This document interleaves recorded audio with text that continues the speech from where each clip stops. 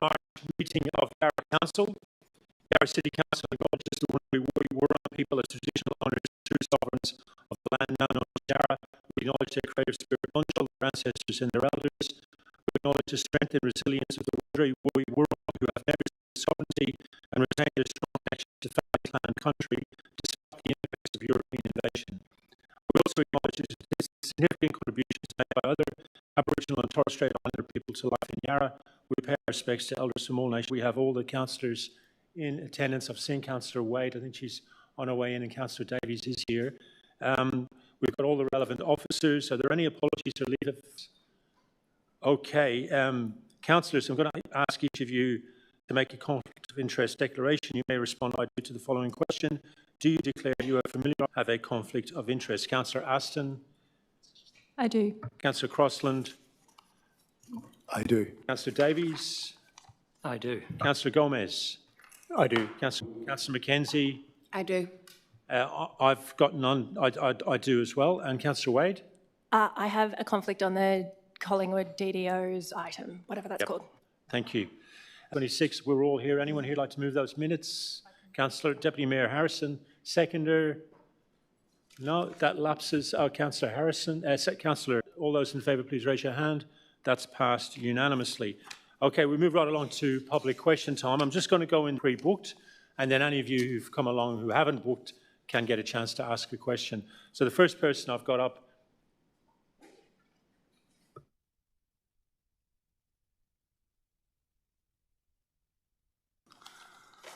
Hi, Councillors. I refer to the 11th of November Council meeting and the decision to amend the advocacy roadmap in what the Mayor characterised as a significant change just 30 minutes before the start of the meeting. The amendment was characterised by the press as a use of the MSIR. I refer to a recent tranche of documents obtained under FOI. These documents are writing to the Mayor on the night saying, unfortunately, the change was last minute, so officers are not as ready as I would like given the significance of this matter. The doc calls to stakeholders and to ensure our partners have a preliminary understanding of what has happened. What was missed of the professional risk assessment for the well-being of the clients and the staff of the MSIR and the agencies in an area with a long-established open drug market? Ambush politics is not clever. Council and officers and the public with a poorly drafted amendment 30 minutes before council that will have a profound impact on saving lives and the agencies delivering the necessary support. So the question arises around ambush politics on an issue of major policy change that impacts vulnerable population and partner agencies delivering holistic and life-saving healthcare in the municipality. Thank you. Thank you, because we've had a couple of emails in from people like yourself and a couple of other similar sort of have the similar policy position on this. And I think it's in relation to Yarra Council changing its position on the location of the MSR. What's behind it all? I think some people have never forgiven for voting for change in October 2024, especially in Richmond, especially in North Richmond. In fact, in North Richmond, the Greens actually came so popular, that position that you've put today has. So why did the locals want change on the MSIR location, and why did we change our position? Not because you're not a councillor, you've asked a question and I'm answering it, and you're no longer a councillor. You didn't stand in the last election, unfortunately, but you're definitely not a councillor now. The point of order from who? Oh, from the Deputy Mayor. I do apologise, yeah. I'm just raising the point that we don't have... So why do people want to change the council position? Why do locals? Not because they oppose the MSI, more MSIRs in Melbourne and in Victoria, but by putting it next to a primary school and a public housing estate with not enough support, rehab and so on, and making it the only one in Melbourne, we've seen an explosion, a hotbed of dealing, of crime, of incest. And the sad irony is that those people who say don't move it, and the council shouldn't change its position, shouldn't have changed its position, even though it was brought to the polls in 2024, is if we'd listened to them, the ones stopping progress on drug reform is what you are. Because every community in Victoria is looking at North Richmond, that in our backyard, and what we're doing by moving it and making it more better for the public is going to make it more, others want to take one into their volume as well as your mouth. I can't lip read, unfortunately. So by proposing that we point move of this. order. Could we Oh, are just you his stooge now? I'm just saying, can we take the tenor down a bit? You asked him not to speak and then you asked him to put his mic on. Yeah, but he's mumbling at me and I can't hear him, so I'm not really sure what he's trying to say here. The irony is your position of keeping it where it is, of advocating to stay where it is and want one, because they look at North Richmond and they go, no thanks. By us breaking the political logjam that we've got right now, which is what we did in that break year, it's making it more likely that other communities are going to want an MSIR, because we're going to have support for the resident, we're going to move it away from a primary school, we're going to have less antisocial behaviour. It's because the antisocial behaviour that exists around there right now is scaring every other resident in the state of Victoria. And but ironically, we're never going to get past the first space. So we're listening to the community. You have your supporters who agree with you on that, but the vast majority of people in North Richmond were it's one of the best decisions, the bravest decisions, and we don't need your support because we got it in the election, and we'll get it in the next election. I encourage you to stand again on a policy of keeping the MSIR there, and if you're surprised. Mr. Mayor, under the governance rules, I'm going to ask you. Under the governance rules, you cannot interrupt. There is provision for a question of clarification. No, there is. What is your clarification? Could you answer the question? What question? There was no. What did you call it? The question is, politics. Do you agree? We live in it. Let me answer your question. I'll write it down here. What did you ask for? Ambush politics. There is no ambush politics, because we got endorsement from the vast majority of the councillors who were elected. 6 of the 9 said, we don't think it's in the right spot. That was our right to do it. And we were doing something that's quite unusual in Australian politics, carrying out our program.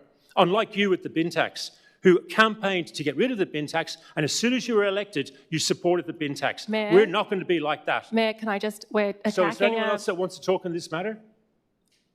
No? Councillor Aston. Hello, Mr. Landers. I would just like to call attention to something that you said there about the obligation of council to conduct various risk assessments, etc.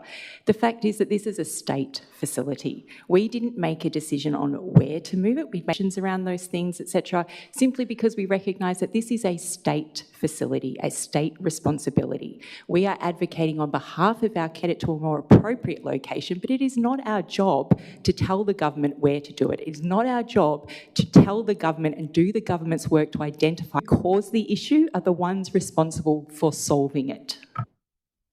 Thank you. The next person is Joe Gagalano. Welcome.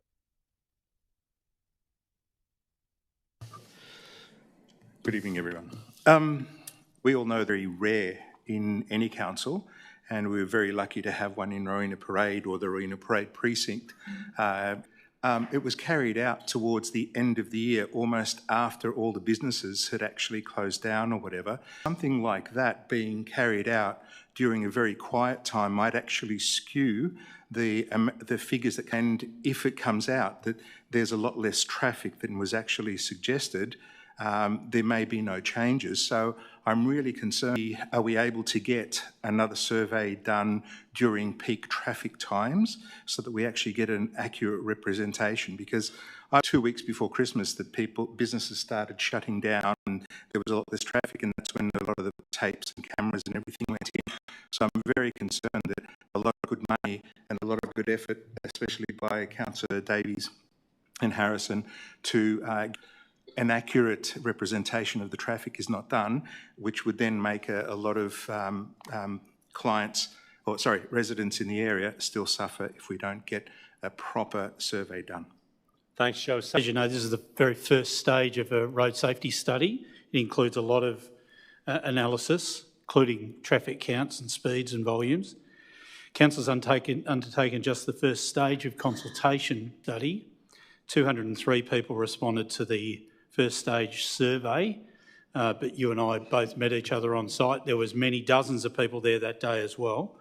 Our next on the possible intervention options, we hope to do this in the next month or so. Council will then be asked to consider the options and then adopt the preferred approach, and at that time made public. Thank you, Mayor. Thank you. Thanks, Joe. Catherine Ryan. Catherine, welcome.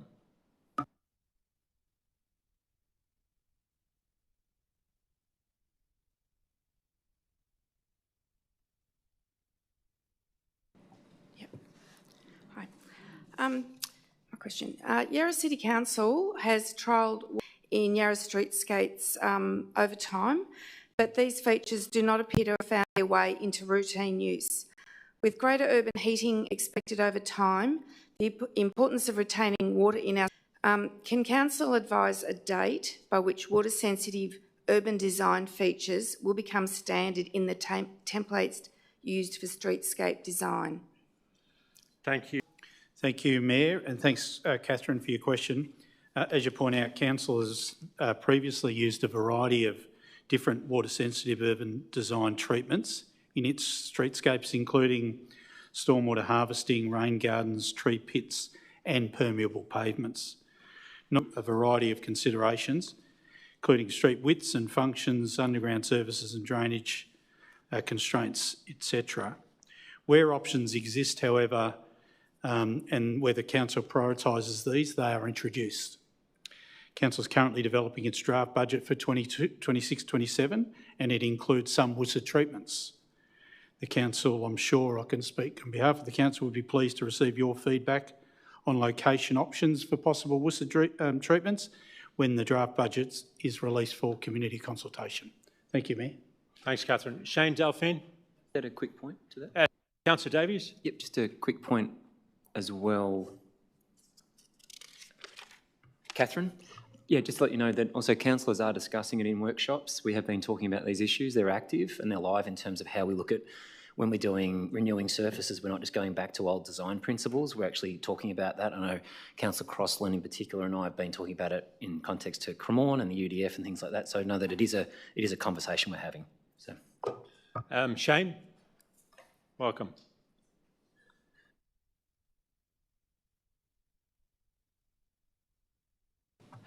Thank you, Mayor. Thank you, councillors. Shane Delphine from Yarra Climate Action Now. So in September 2025, the Victorian State Government introduced Section 5237(1) of that amendment introduced a range of new protections to canopy trees. It was part of Plan for Victoria, which wants to create an urban forest across the municipal area in Melbourne. And the target is across the metropolitan area. So Yarra already has a local law which extends a range of protection to significant trees. So my question is, are there any plans to harness protections afforded to trees across the local law and the planning scheme? Thanks, Shane. Mary Osman, please. Thanks, Mayor. Thanks, Shane, for the question. You're right, permit requirements in relation to tree removal will continue to operate the way that they currently do within Yarra. But in instances where a planning permit is required to remove a tree, there's no longer a requirement to obtain a local law permit. We anticipate, because of the introduction of the new planning permit requirements for canopy trees, there will be instances where a planning permit is required to remove a tree rather than a local law permit, and we've already seen increases in those kinds of permits being applied to council. So thanks, Shane. Judy Ryan.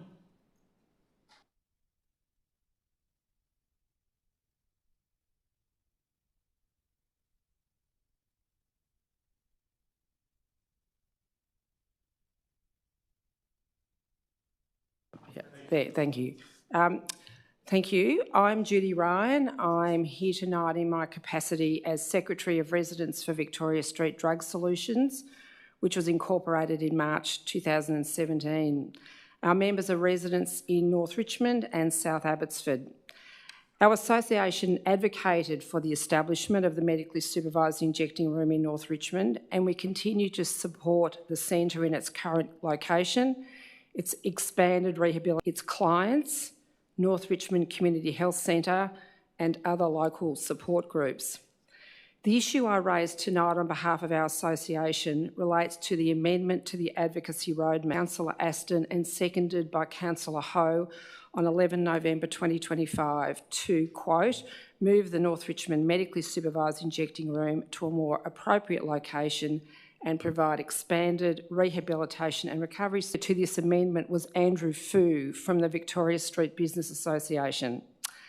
Our association is deeply concerned that Councillor Ho did not declare a conflict of interest as Secretary of the Victoria Street Business Association and his family's property interests in Victoria Street at the commencement of that meeting.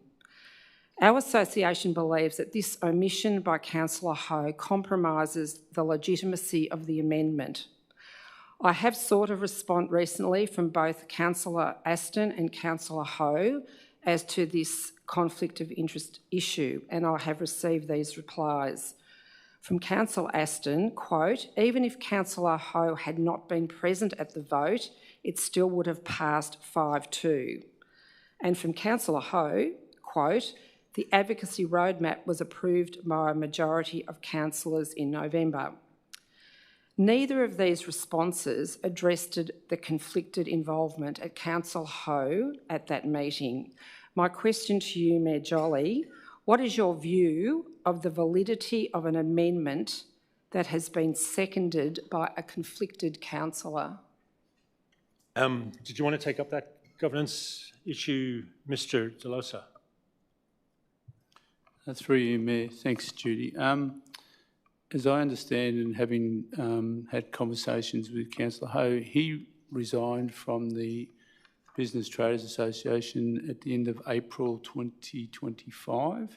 So at the time that was considered, he did not have a conflict.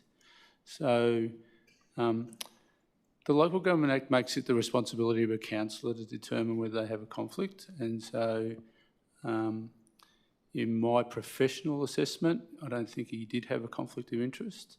So I think the decision was valid. Thank you. And since you asked me directly, I'll give you a response. Even if Councillor Ho had abstained himself from that vote, it wouldn't have made any difference. In fact, I agree with what Mr. Delosa said in terms of his analysis of whether or not there was a conflict of interest.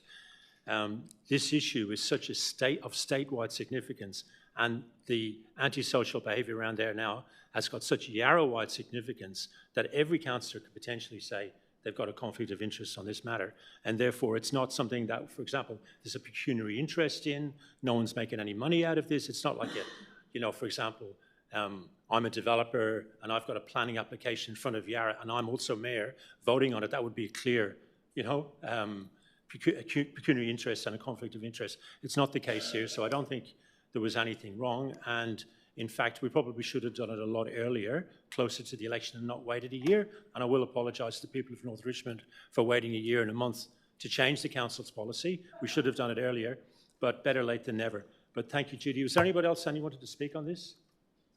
Councillors? No, thank you. The next person is Fiona Bell.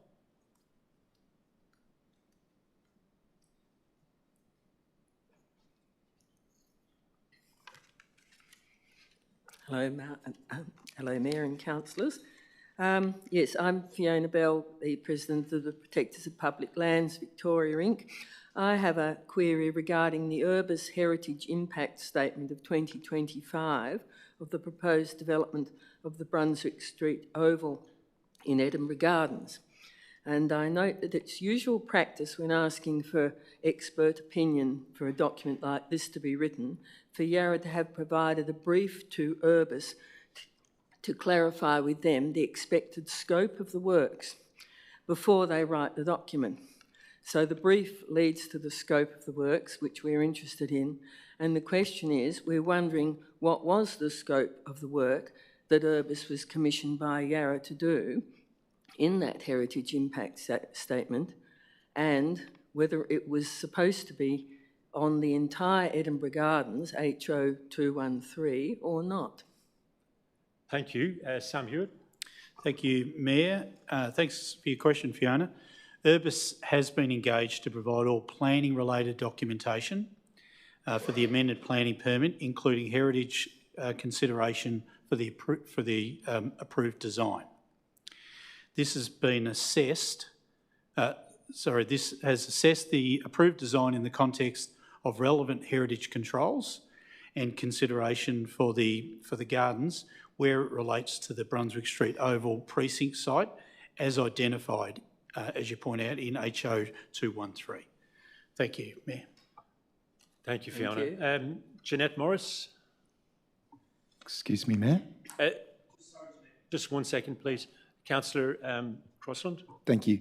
I've heard word that the internet connection's not great at the moment in terms of the video people are able to see. Councillor Crossland saying he's heard word the internet connection is not solid. Any feedback on that? Sorry, I mean in terms of the live stream, so something's mucking up. The live stream, yeah.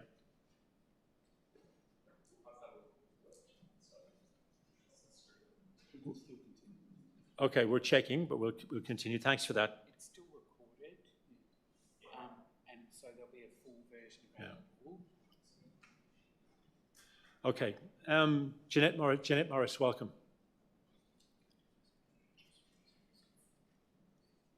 The light's already on, so you can just get stuck in. My name is Jan Morris. I live in Collingwood. Mayor Jolly, my question relates to the financial impact the closure of Wellington Street through traffic will have on local businesses.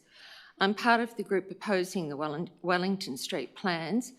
We have had 12 volunteers canvassing residents and local businesses for signatures on our petition.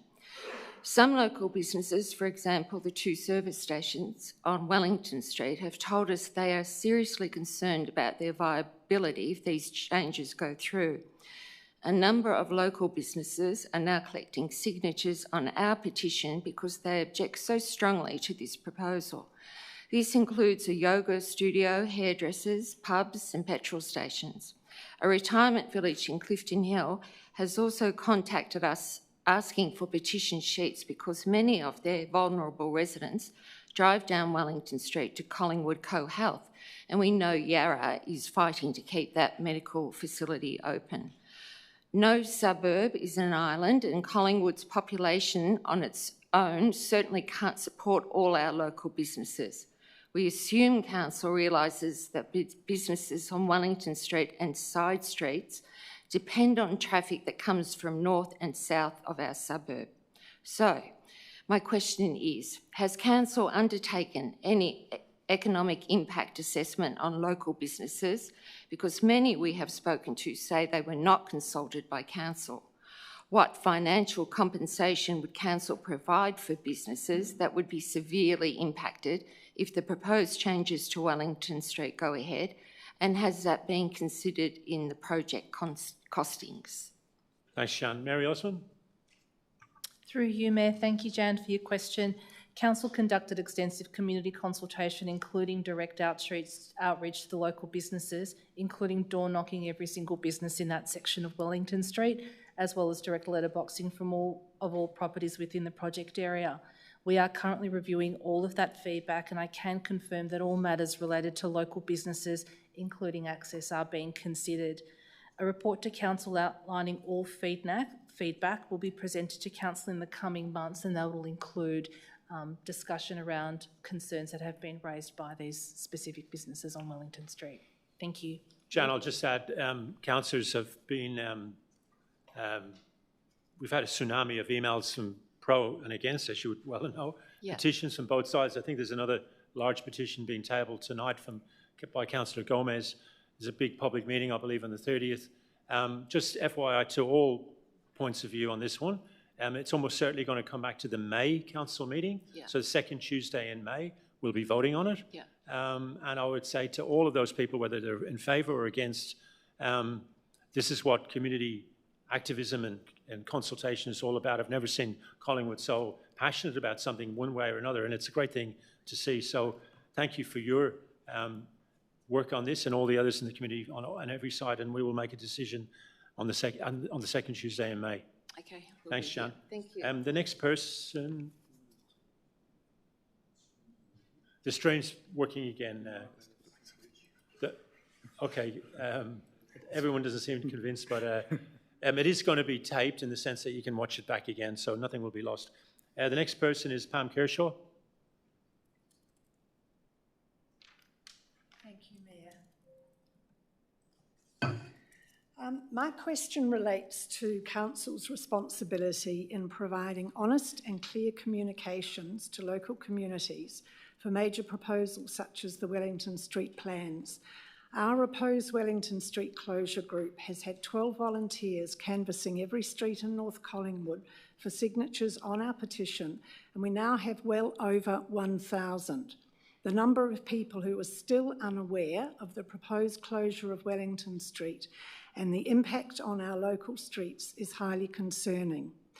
The council placards last year saying, "Tell us what you think about the plans for a safer Wellington Street," were both benign and misleading, as they made no mention of the proposal to close the road to through traffic.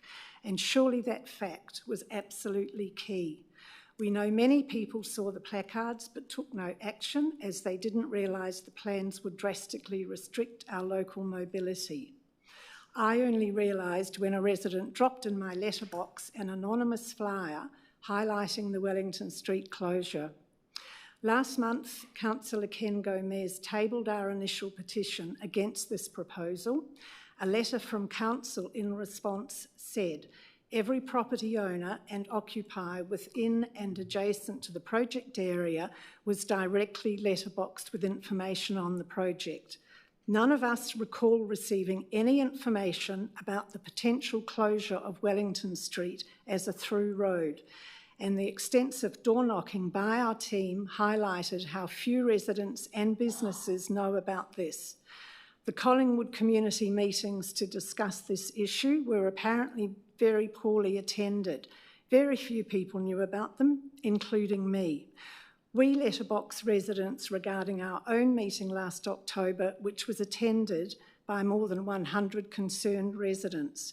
We view this very seriously, and we seek proof that Council actually did communicate the Wellington Street closure issue via letterbox drops to Collingwood residents and business. So my question is, would Council please provide a copy of the letterbox material, the dates this was done, and evidence that the Collingwood distribution was completed? The very high degree of ignorance about the potential closure of Wellington Street leads us to believe... 30 seconds. Thank you. Leads us to believe this was not properly done. Therefore, we do challenge the validity of the consultation in Collingwood. Thanks, Pam. Mary Osmond, please. Thanks, Mayor. Thanks, Pam, for your question. I can say that Council notified both owner and occupiers by addressed mail and conducted a postcard drop of more than 8,500 properties within the area bounded by Queen's Parade, Hoddle Street, Victoria Parade and Smith Street during mid-September to mid-October. I can also confirm that the distribution company advises us when deliveries are completed. In addition to that, Council also included information on social media through Council's newsletter, 80 core flu sites in the local area, posters in Council facilities, and held 4 pop-ups during that engagement period. Having said this, I'm more than happy to email you a copy of the letter that was delivered to the letterbox drop, so I might just take a moment and come by and grab your email address if that's okay. So thank you, Mayor. Councillor Gomez. Through you, Mayor, just to make the point that I can't comment on the letter roll-up, but I attended every one of the physical pop-ups, so I commend the staff for doing those, and the community was given an opportunity to attend and speak up. Thank you. Anyone else? Okay, the next speaker is Shauna Marie Wilson.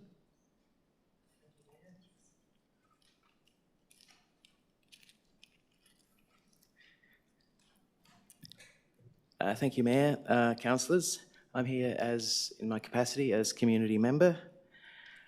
Regarding the advocacy roadmap, my question is, why wasn't the community advised of the amendment to the advocacy roadmap on such a significant policy in advance of the 11th of November?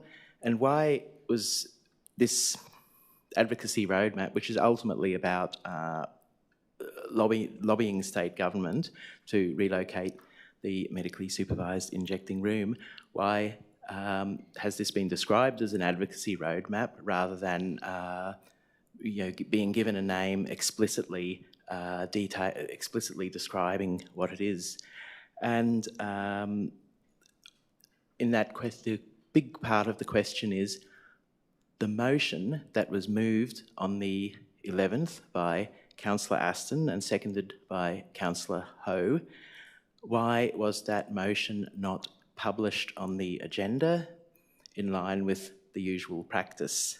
It just sounds like another ambush. It was clear that when I had watched and followed that meeting, that the motion was not made up then. It was actually prepared in advance because there was a number of speakers who serendipitously attended to speak in support of the motion.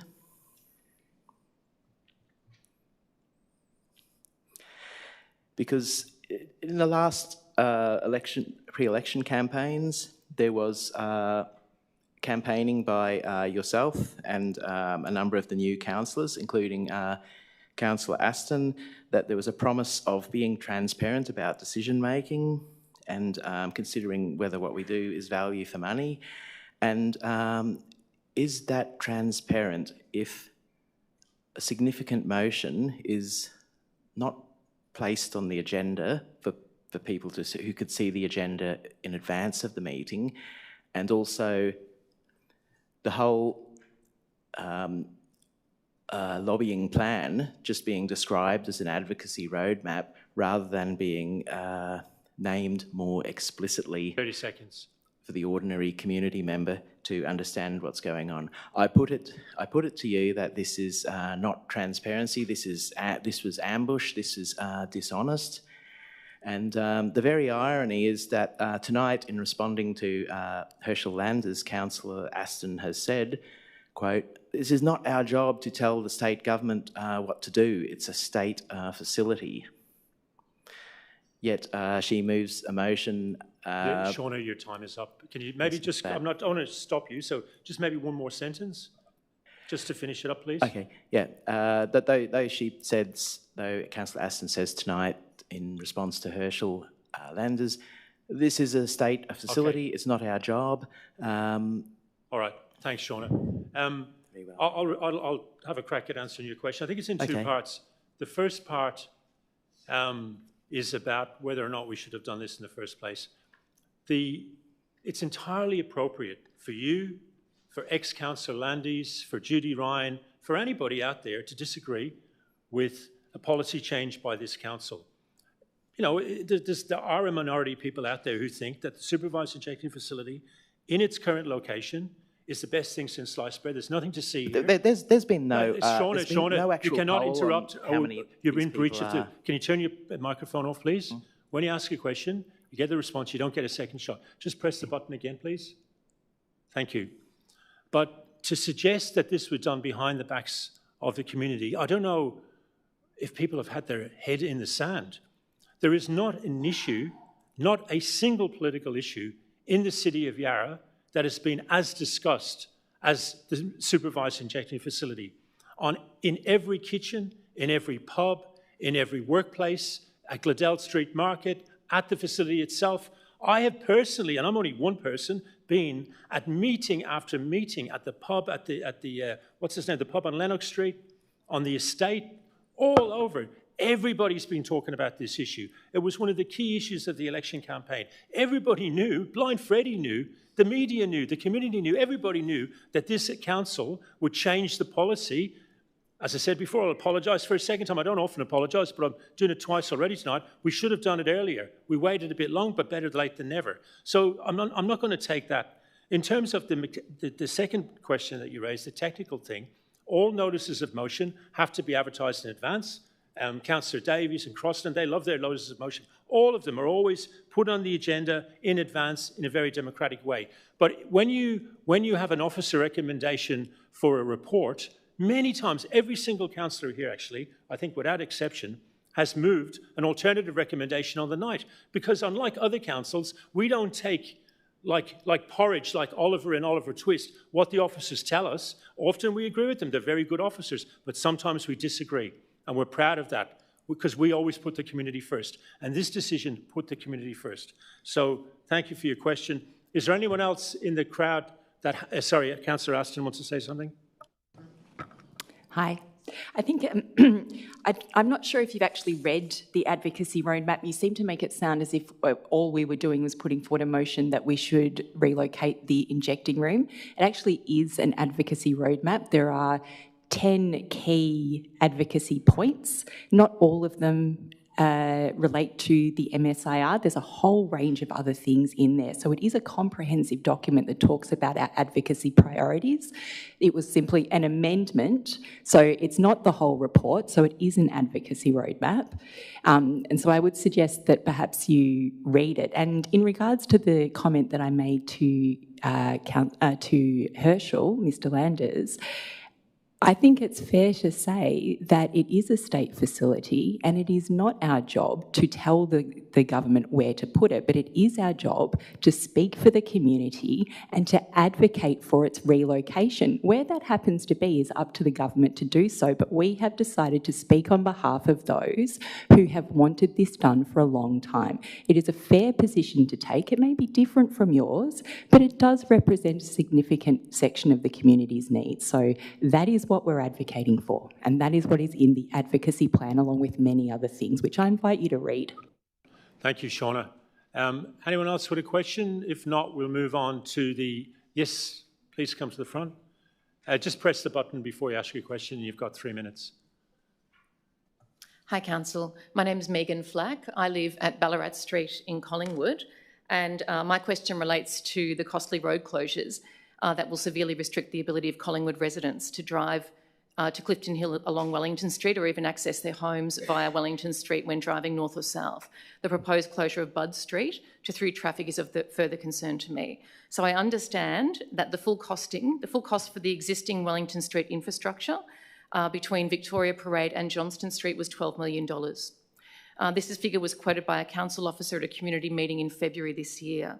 I further understand that the Wellington Street plans would be solely funded by Yarra ratepayers, most of whom in Collingwood and Clifton Hill are opposed to this change. Our group now has well over 1,000 petition signatures, which is in addition to the petition with more than 200 signatures tabled by Clifton Hill residents last year and the large number of signatories on a change.org petition and the very vocal objections by the Clifton Hill primary school community. Furthermore, the proposed closure of part of Budd Street makes absolutely no sense, given the traffic would then be diverted. Sorry to interrupt, just yep. On it, sorry to trip you up in technicalities. You can talk to the cows come home on Wellington Street, but because Budd and Matter are on the agenda, public question time questions can't be on things that are going to be on the agenda. Just, if I allow you to do it, it'll open up an avalanche of people. So just try and keep it to Wellington Street if you can. Sure, no problem. That's all right, we're good. So the Wellington Street project would principally benefit cyclists. In fact, in the council's material about it, it's called the Cycle Street. Many of the cyclists using this street this corridor come from outer suburbs, and they pay no rates in Yarra. Mayor Jolly last month publicly flouted the concept of a mega council, floated the concept of a mega council because inner city councils are so strapped for funds. He said, and I quote the Age newspaper, Yarra had identified close to $10.5 million a year in essential services that were once co-funded by the state and local government but are largely now bankrolled by ratepayers. So my question to Council is this: why would a significant amount of ratepayers' funds be spent on something the community does not want, which Yarra appears to not be able to afford, and which may simply prove to be a huge waste of money, given that the road accidents in that stretch of Wellington actually dropped between 2022 and 2025? Thank you. Obviously, the councillors can have a crack at that, but I'll answer because I think it's sort of a political question, so I don't want to try and throw the officers under the bus. So first up, this council, and I can't speak for all the councillors, but I think I speak for a majority when I say that there's nothing wrong with this council putting out ideas, Budd Street, Matter Street, Kent Street, the Wellington Street thing, and other ideas. But what I hope we never do is force what we think is a good idea down the throats of a community that doesn't want it. That doesn't mean that we can't put an idea forward. I was very, very vocal back in the day in support of the bike lane on Wellington Street, the dedicated bike lane from Victoria Parade up to Johnston Street, and I stand by that. I think it's a great idea. So when the idea first came out, I was one of the many councillors who said, "Well, let's have a crack. Let's," and we put the idea out to everybody. We are now getting significant views on this. Some passionately in favour and some passionately against. It's not my job tonight to weigh that up, but that will happen in May. but I think that in the context of a $250 million budget, yes, it's a significant amount of money, but I don't think the finances is the big issue here. It's more about, what the community wants. So if Mary or Sam want to add to that, or to any other councillor, Councillor Gomez and then Councillor Wade. Councillor Gomez first. Through you, Mayor. So I just want to thank the community for making the effort to tell us what you think, because with the Mayor, I don't know we can't read people's minds. So between a combination of the consultation, both online and in person, and the efforts that you're putting in with the rest of your community to tell us what you think in terms of a petition, where your name, address and a signature is provided, that's very, very useful to us to make a decision. So thank you for that. Thank you. Right. I just want to say a very minor thing on the $12 million. I can't vouch for that exact amount because I wasn't around like the Mayor was then, but my understanding is that this proposal would be at least the 2 Collingwood ones and 1 of the Clifton Hill ones, significantly cheaper because they wouldn't involve putting those concrete separated lanes the whole way down. That's my understanding. And I believe the state government paid for a significant chunk of the previous iteration, but my understanding is the costing would be quite different. That's correct. Thank but you. Also yeah. I mean, I'm really keen to hear what you have to say, but if I let you do it, everybody will. I understand. Yeah. Are there anybody else who hasn't asked a question? Yes, Lindley, and then Karen. Welcome. Hello. Thank you. Good evening, councillors and everyone. Thanks for the opportunity. My question is directed... just for the record, can you say your full name, please? Oh, sorry. My name's Linda Uren and I'm a resident at Richmond. Thanks. My question is directed to the officers through you, Mayor, obviously, and relates to the integrity of community consultation process at the City of Yarra. Last year, I participated in the Citizens Park Working Group, following community concerns about how the park was being managed and growing tensions between different user groups. The purpose of the working group was very clear. Council had an additional allocated $200,000 for improvements to Citizens Park, and the group was asked to help identify practical ways that those funds could be used to improve access and amenity for the community. The working group included representatives from the local school, sporting clubs, residents, dog walkers and other regular users. We all gave up our time in good faith because we believe the council genuinely wanted to find a fair way for the park to be shared by the whole community. Several practical and low-cost suggestions were discussed, such as improving the booking calendar so others could see when the space was available. The aim was simple, to improve transparency around access. However, looking at the outcome since then, it's difficult to see how the work of that group has influenced any decision by the council. Predictably, this has led to further frustration and confusion. Most recent works listed as improvements are in truth routine maintenance. At the same time, several practical ideas raised by the working group were ignored. It is concerning that funds allocated for community improvements appear to have been benefit only to one user group rather than the broader community. Worse, there's been a breakdown in trust. People feel the council consultation is just for show, just ticking a box. This is what happens when people are invited to participate, then ignored. So my question are these. I'm wanting to know what mechanism the council will put in place to ensure consultation processes genuinely reflects the community needs, and how will they demonstrate greater transparency in how the community recommendations are considered? And will the council commit to reporting publicly on how the recommendations from the Citizens Park Working Group were considered in the decision regarding the allocation of the available $200,000? Thank you, Lindley.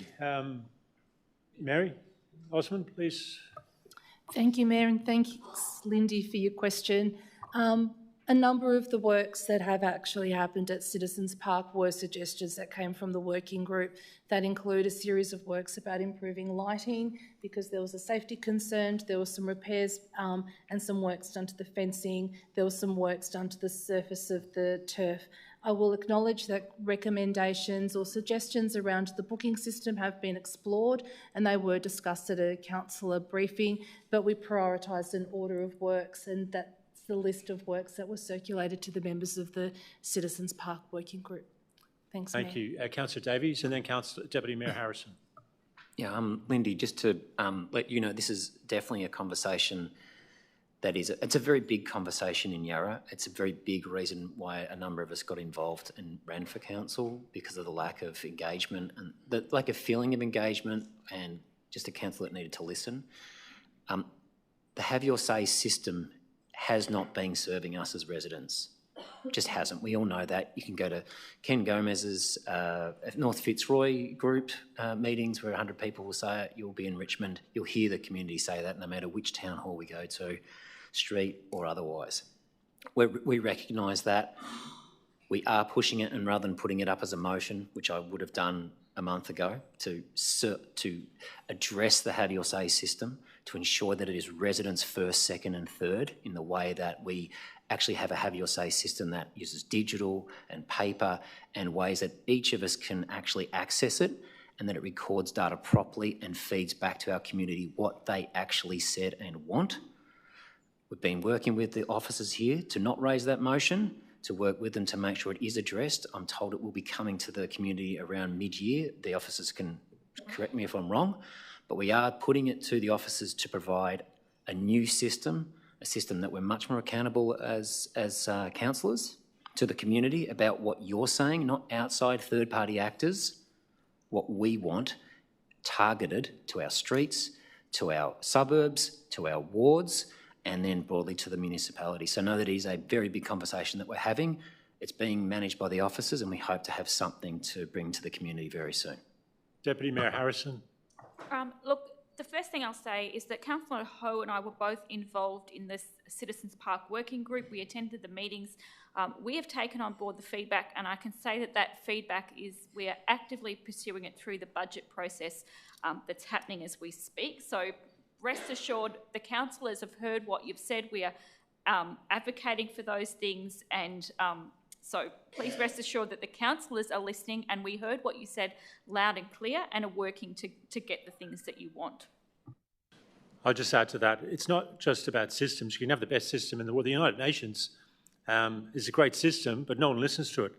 Joseph Stalin had the most democratic constitution in the world in the 1930s. He killed half his population in the Siberian death camps. So a system is important, but if no one's listening and putting the money where it's necessary, it means nothing. So I've watched and listened and read the emails between the residents involved in the Citizens Park workshop and the officers and Deputy Mayor Harrison and so on. I think what we're trying to do now is actually implement through the budget process some of the things that you've raised.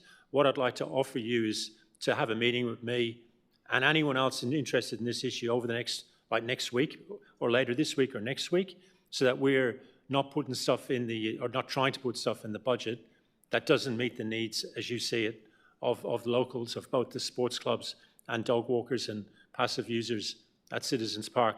So I'll make that offer to you, Lindley. I bumped into you the other day in the street, so we both are regulars at Citizens Park nowadays. So I'll leave it at that, and I'm sure other councillors would be very keen to come, and I'll make sure all the other councillors are aware of any meeting that they can come to as well. Karen, you're next. Welcome, Karen. And when you get up here, just for the record, just state your full name, please, yeah, and press the button. Hi, my name's Karen Hovenga, and in fact I stood as a person who clearly stated that I was in favour of the MSIR and gained almost, well, within 50 votes of Councillor Ho, so the comparison is a bit weird. I just wanted to respond to, I guess, the information that we were given this evening in response to Judy Ryan's question about the Councillor Ho's membership of the Victoria Street Business Association. It's been brought to my attention that the biannual statement that was signed by Councillor Ho in September 2025 included Councillor Ho as the Secretary of the VSBA since July 2020. So I'm just wanting clarification over the timing of Councillor Ho's resignation from the VSBA. Thank you, Karen. Mr Delosa, the Manager of Governance at Yarra. Thank you, Mr Mayor. Thank you, Karen. I've got evidence that Councillor Ho resigned from the Business Association late April 2025. The inclusion of that on the personal interest return was a mistake. That error has been fixed up in the next one that we're doing right now, actually. So that will no longer appear. So what you have referred to is an error. Thank you. Any other people want to ask a question? We'll move right along then to the business items, starting with 7.1, proposed discontinuance of roads at Budd Street and Matter Street, both in Collingwood. So we're not going to have any speakers to that because we had an extraordinary meeting last week where people could speak on both sides on that matter, which was here. It was an excellent contributions by all and sundry. First up, we'll have direct questions to the relevant officers from councillors, if there are any. Are there any questions to officers? No, there's not. I'm looking for a way forward. Councillor Wade, are you moving the officer recommendation? I circulated an alternative with just a slight addition. Yep. Just before I ask for a seconder, because I'm sure you'll get one, can you just read out, everybody sort of has seen the officer recommendation. Can you just briefly explain, don't go into it, but just explain what the gist of your change is? Yes, it's just to add a final subsection saying, as part of any works associated with the discontinuance, Council conducts a review of parking restrictions in the surrounding area, including to investigate the potential implementation of permit parking. Thank you. Is there a seconder for this motion? There would be. Councillor Aston. Councillor Wade, you've got 3 minutes to speak to your motion starting now. Thank you, Mayor, and thank you to everybody who took the time to submit on these new parks. I think as we heard last week, Collingwood, almost everybody of all stripes who, whatever you think of Collingwood, we know we just don't have enough trees, we don't have enough grass, we don't have enough open space. Where we put that is always a really tricky question. As I think everybody knows, land in Yarra is getting more and more expensive, and as has been recognised tonight, the council is not rolling in cash, and so buying properties that might otherwise be apartment buildings, we're just not really competing on the same kind of financial playing field. What we do have is a lot of road space, and this section of road next to the Salvation Army on Mater Street and this section of road next to the substation, the City Power substation on Budd Street, bits of land that officers identified some time ago could potentially become parks. That's something we've now been through 2 rounds of community consultation about. We first went out just to directly neighbouring residents with like a letter to say, this is what we propose to do, what do you think? And I believe they both received over 90% support, which, as you've probably got a bit of a sense tonight, is almost unheard of with a council project. That kind of level of support is huge.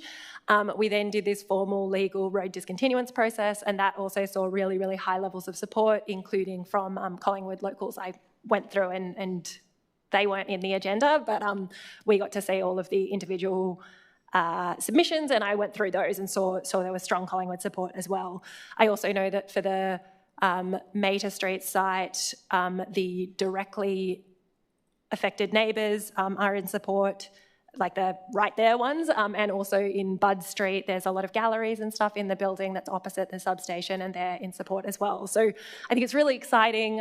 It's something that can alleviate the urban heat island effect in Collingwood. It can make us a little bit, like people said last week, a little bit more like Fitzroy. There's lots of really nice things in Fitzroy, which it was a residential area long before Collingwood was, and we deserve nice things in Collingwood too. And so it's really exciting to see proposals like this, which provide those bits of green space.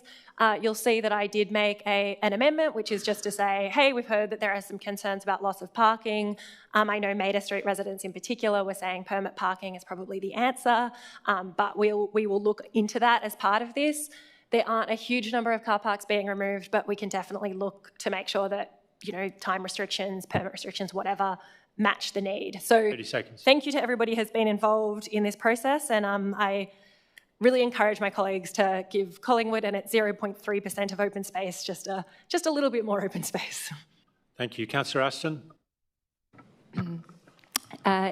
Yeah, I'm all in favour of this. I think the number of people that we've seen who came to speak who are directly affected by the proposal, who came to speak in favour recently, and the I suppose the passion with which some of those people spoke about their ability to actually finally be close to something nearby that gives them some greenery rather than having to make the trip across Hoddle Street. Or further up into Fitzroy, something more local to them, was really, really heartening. And I think there's I can't remember the exact thing, but it's something like when you walk out of your house, you should be able to see 3 trees, 3 something rather, and be like 300 or 3 metres from a park or something like that. Now, that is quite utopianistic, but wherever we are able to deliver something like that for a community that is starved of green space, that is starved of canopy, that is starved of, cool spaces in summer, and gathering places that are free, basically, for people who, want to go and have a picnic with each other and socialise if they can't afford to go to the pub, or if they've got kids and they want to take the kids and the dogs out. It really is about giving people much more choice in how to live in their local neighbourhood. So I think these are, as Councillor Wade says, space is very, very expensive, and so where we have the opportunity to look at these kinds of things, we should. We've got several examples of successful roads to parks in Collingwood already, and they are very well utilised and very well loved. So I think these ones at Bud and Mater are going to be even more so because they will be significantly more planted out and a bit more in the traditional sense of parks. I think that people in Fitzroy, Abbotsford, North Fitzroy get to experience more frequently. So I think these are really, really good for the community, and I hope the other councillors get on board as well. Thank you. Anyone else like to speak on this motion? I just want to say one thing. There's good news and there's bad news here. It's really good that the council is trying its best to have more green open space in Yarra, because the population, if we do what the state government tell us to do, which is approve 44,000 new homes, is essentially going to double over the next couple of decades. They're asking us to squeeze more and more people into Yarra. People need places to walk the dog. The people need green open space for obvious reasons. And, we've got the new park being built as we speak in Cupid Street in Cremorne. We've got the Wangaratta Street one in Richmond. We've got this Bud Street and Matter Street going to kick in if this motion is passed tonight. But the bad news is that the money to pay for these green open spaces comes from the developer contribution, Open Space Developer Contribution Fund, which more and more developers are getting a pass from by the state government. For example, if they say they're building build to rent. So we used to have $5 million in that pool of money, and we can't spend it on anything else. Even the dodgiest council in the world wouldn't be allowed to spend it on dodgy things. They can only spend it on green open space. But because of all these developers getting exemptions, that $5 million now has reduced to $1.5 million here in the city of Yarra.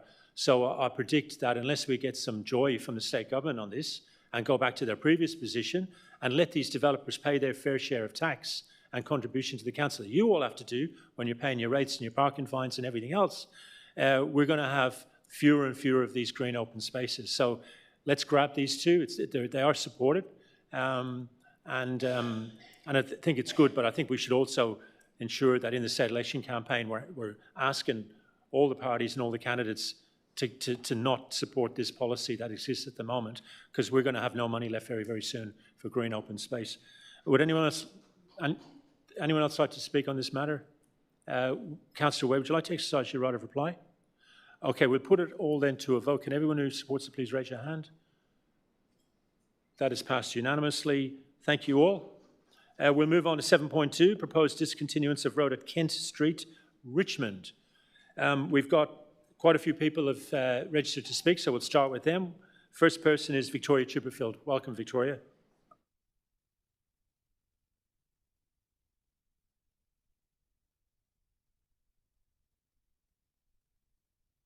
Great. You've got 3 minutes, by the way. Yeah. Good evening, Mayor, councillors and heads of department. My name is Victoria Chipperfield, been a resident of Richmond for 29 years. Mayor, I would like to thank you, Deputy Mayor Harrison and Councillor Mecca Ho for giving your time, organising and holding the public meeting for locals at Kent Street several weeks ago. It was very well attended.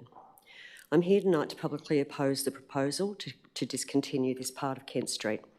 The proposal seems to have overlooked the major safety issues to children at 2 primary schools if parking for drop-off and pick-up is taken away and supervising adults are forced to use Burnley Street. As you saw during the meeting, Burnley Street is used as a main arterial road for semi-trailers to and from the freeway. Mayor, you, Deputy Mayor Harrison and Councillor Ho witnessed the size of these semi-trailers during the public meeting.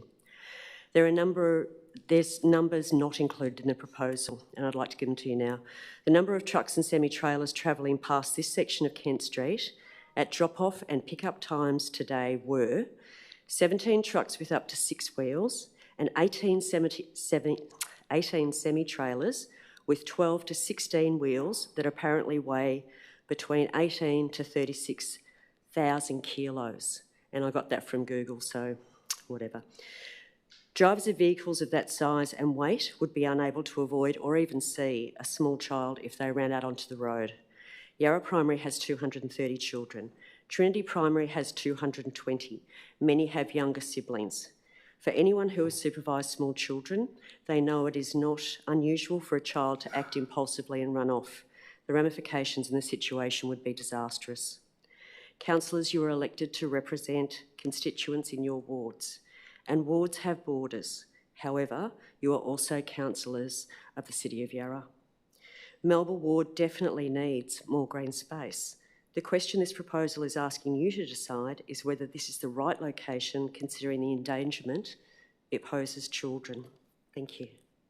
Thank you, Victoria. The next person is Stuart McLean.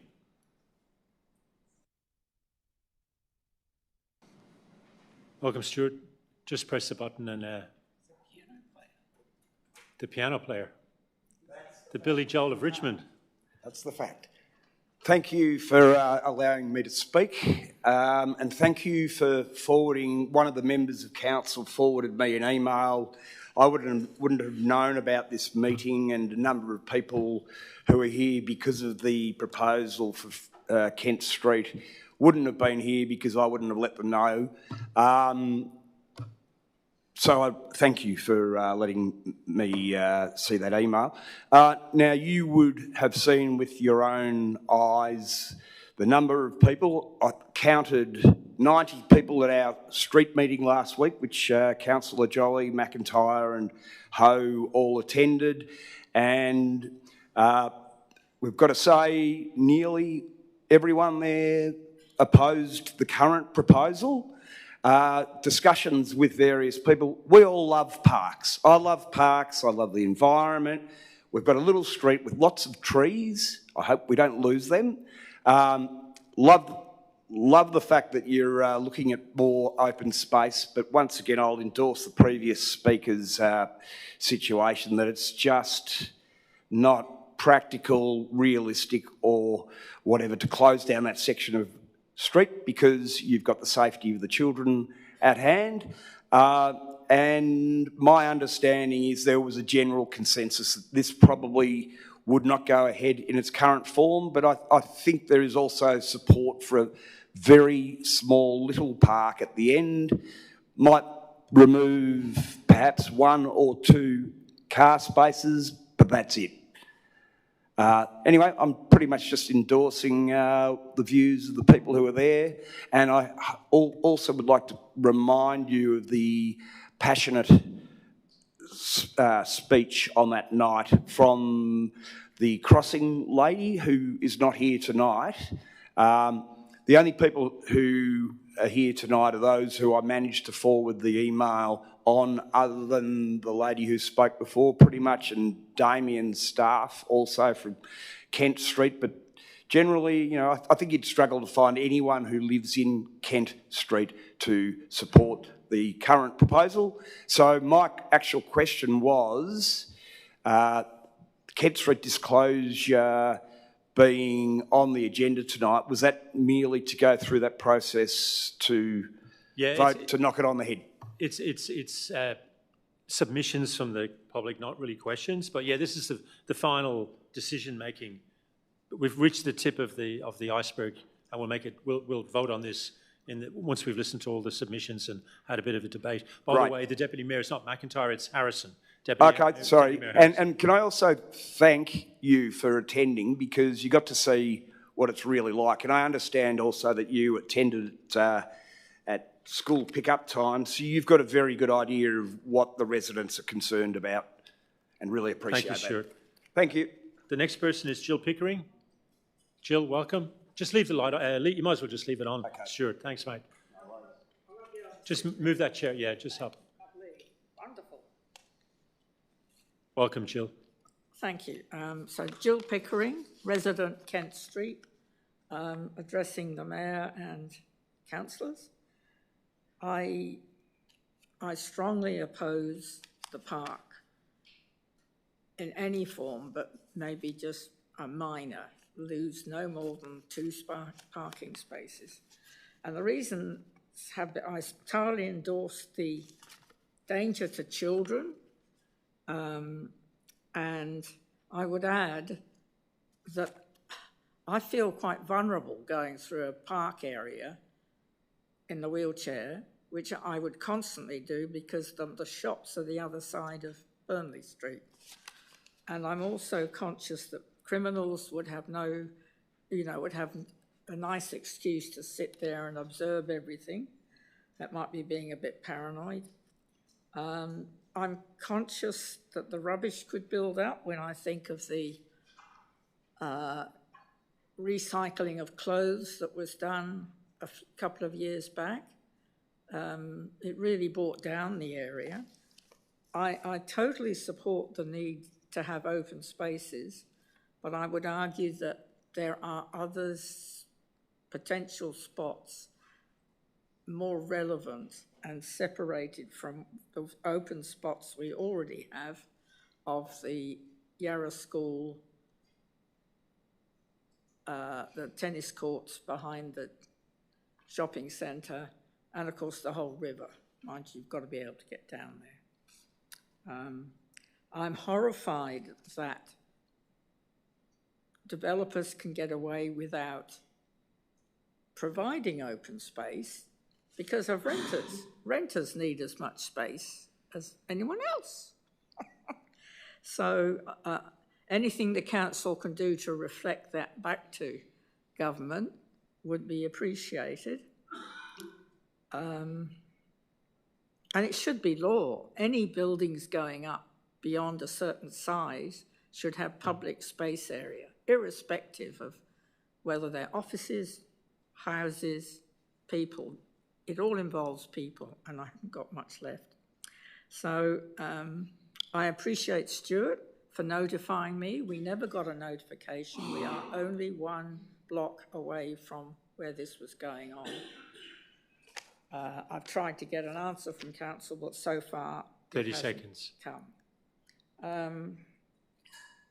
So thank you very much for your time, and I did appreciate you speaking to us.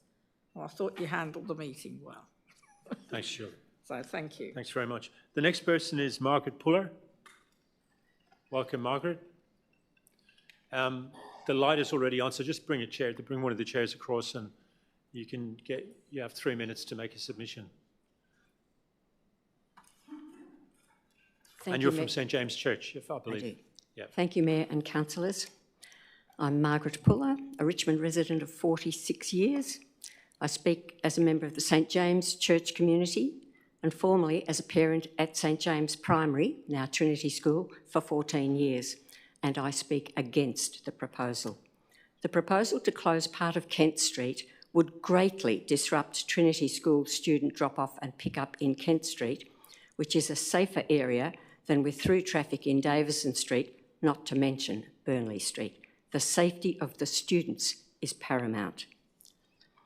Attachment 7.2.1, Attachment 1, Road Overview, Site Inspection .3, mentions Trinity Catholic School pick-up drop-off and Burnley Street Congregational Church, but no mention of St James Catholic Church. Mass is held at St James every Sunday, except for Pentecost Sunday and the celebration of the Feast of St Ignatius, when Mass is at St Ignatius only. so we use this area. The proposed closure of Kent Street would severely limit parking for the churchgoers at St James Church on Sundays, when parking is already limited on weekends by resident permit parking only on the north side of Kent Street. Many of the worshippers are elderly and less able to walk long distances. Discussion point number 28 of the agenda item 7.2 states, there are no human rights or gender equality implications associated with this report. I maintain that the proposal would impinge on the ability to practice religion here, which is the right of those older people. The decrease in parking spaces would also affect weddings, funerals and baptisms when larger numbers are in attendance, and would also be affected by the school having concerts, assemblies and what have you, where greater numbers come. The light touch community consultation quoted in the executive summary in agenda item 7.2 and the officer recommendation 1B that council give public notice on the council's website and in the Age, not in the more widely read Herald Sun, suggests to me that this opportunity to put a strongly held opposition to the proposal is vital. Thank you for this, Mr Mayor. Thank you, Margaret. The next speaker is Karen Hovenga.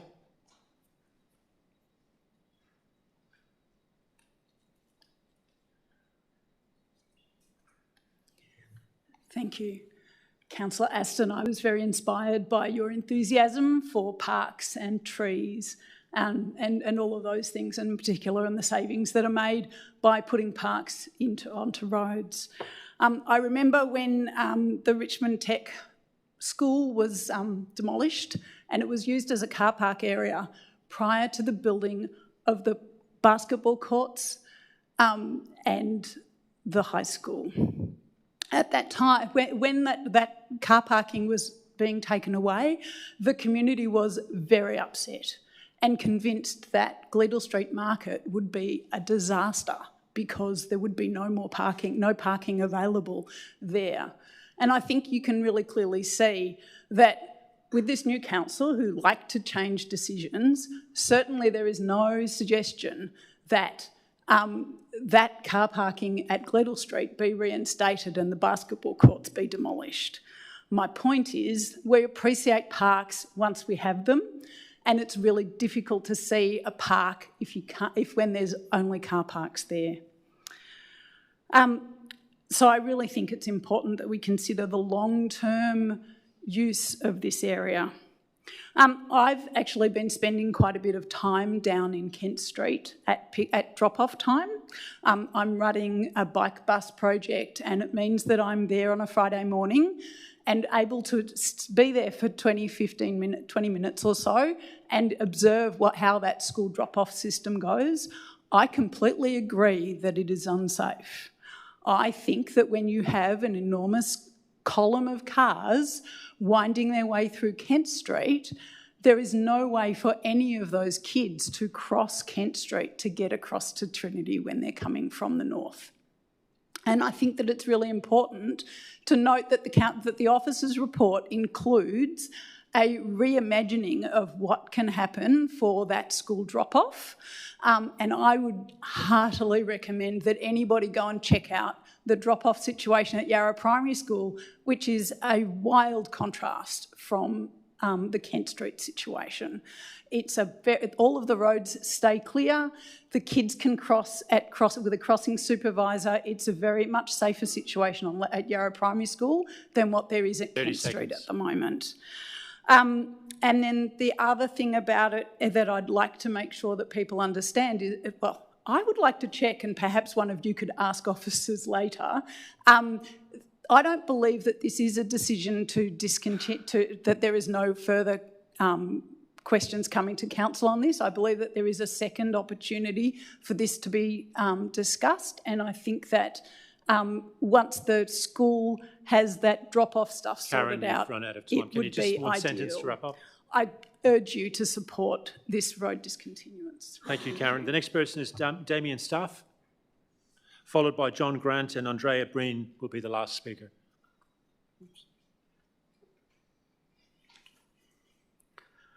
Mayor, councillors, I'm a resident at 152 Kent Street. So I'd first like to say, as a resident of Kent Street, I'm opposed to the park.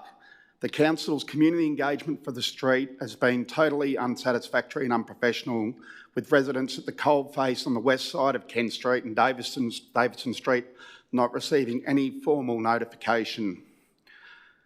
With fellow residents having to inform the street of the proposed changes. Without Jolly, Ho and Harrison, residents' voices would have struggled to be heard. I'd like to thank the councillors for actually making the time to turn up. The removal of 18 car spots is a far cry from the original few that was mentioned on a council flyer. These spots are instrumental in providing access to both schools for teachers, parents, students, parishioners and residents to their properties. The repurposing of parking spots on Davison Street and Kent Street is totally ill-conceived, considering there are none spare. The report mentioned moving parking around surrounding seats, which is just shuffling a problem that we currently don't have. The council report failed to mention that Kent Street handles Yarra Primary Drop-Off Zone, Yarra Primary School Park on weekends and Finbar Community House. All changes will add to the parking challenges both during school hours and especially at drop-off times on weekends.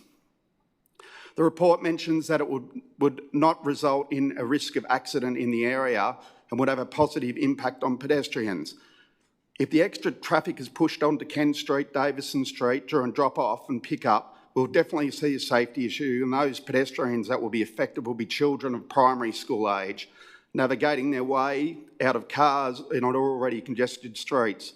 Regularly, parking inspectors are seen booking parents for illegal parking, and this will only exacerbate the problem.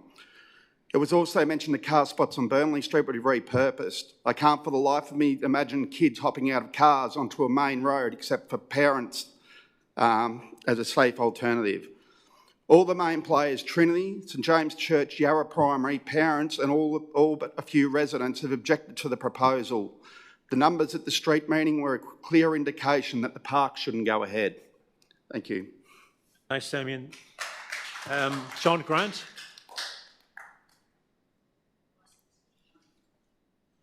Hi, good afternoon, everybody. My name's John Grant. I'm in Davison Street, just across the road from the Catholic school. I'm not going to go over what everybody else has fundamentally said.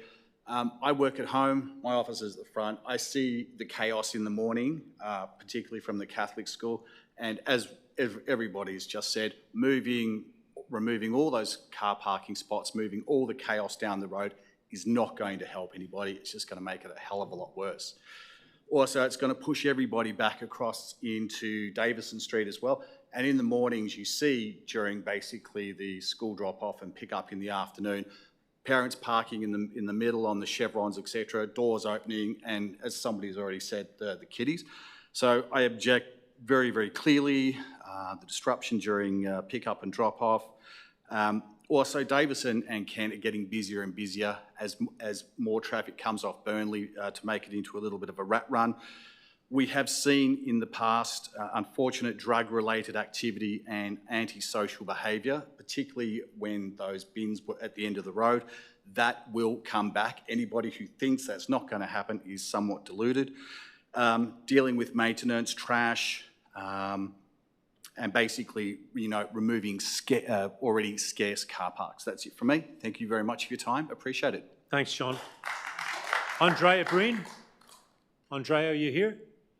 Okay, that's all the submissions. Councillors, do we have any questions to the relevant officer, Fadi Faruqi?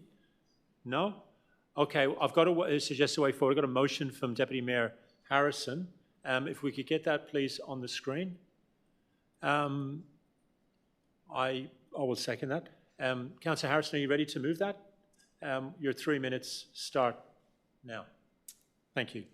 Okay, so we've heard the community tonight. We heard the community. Do you want me to explain it? All right. Oh, sorry.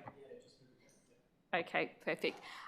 Okay, we've heard the community tonight. We've heard the community that showed up in large numbers a couple of weeks ago at the proposed site of this pocket park.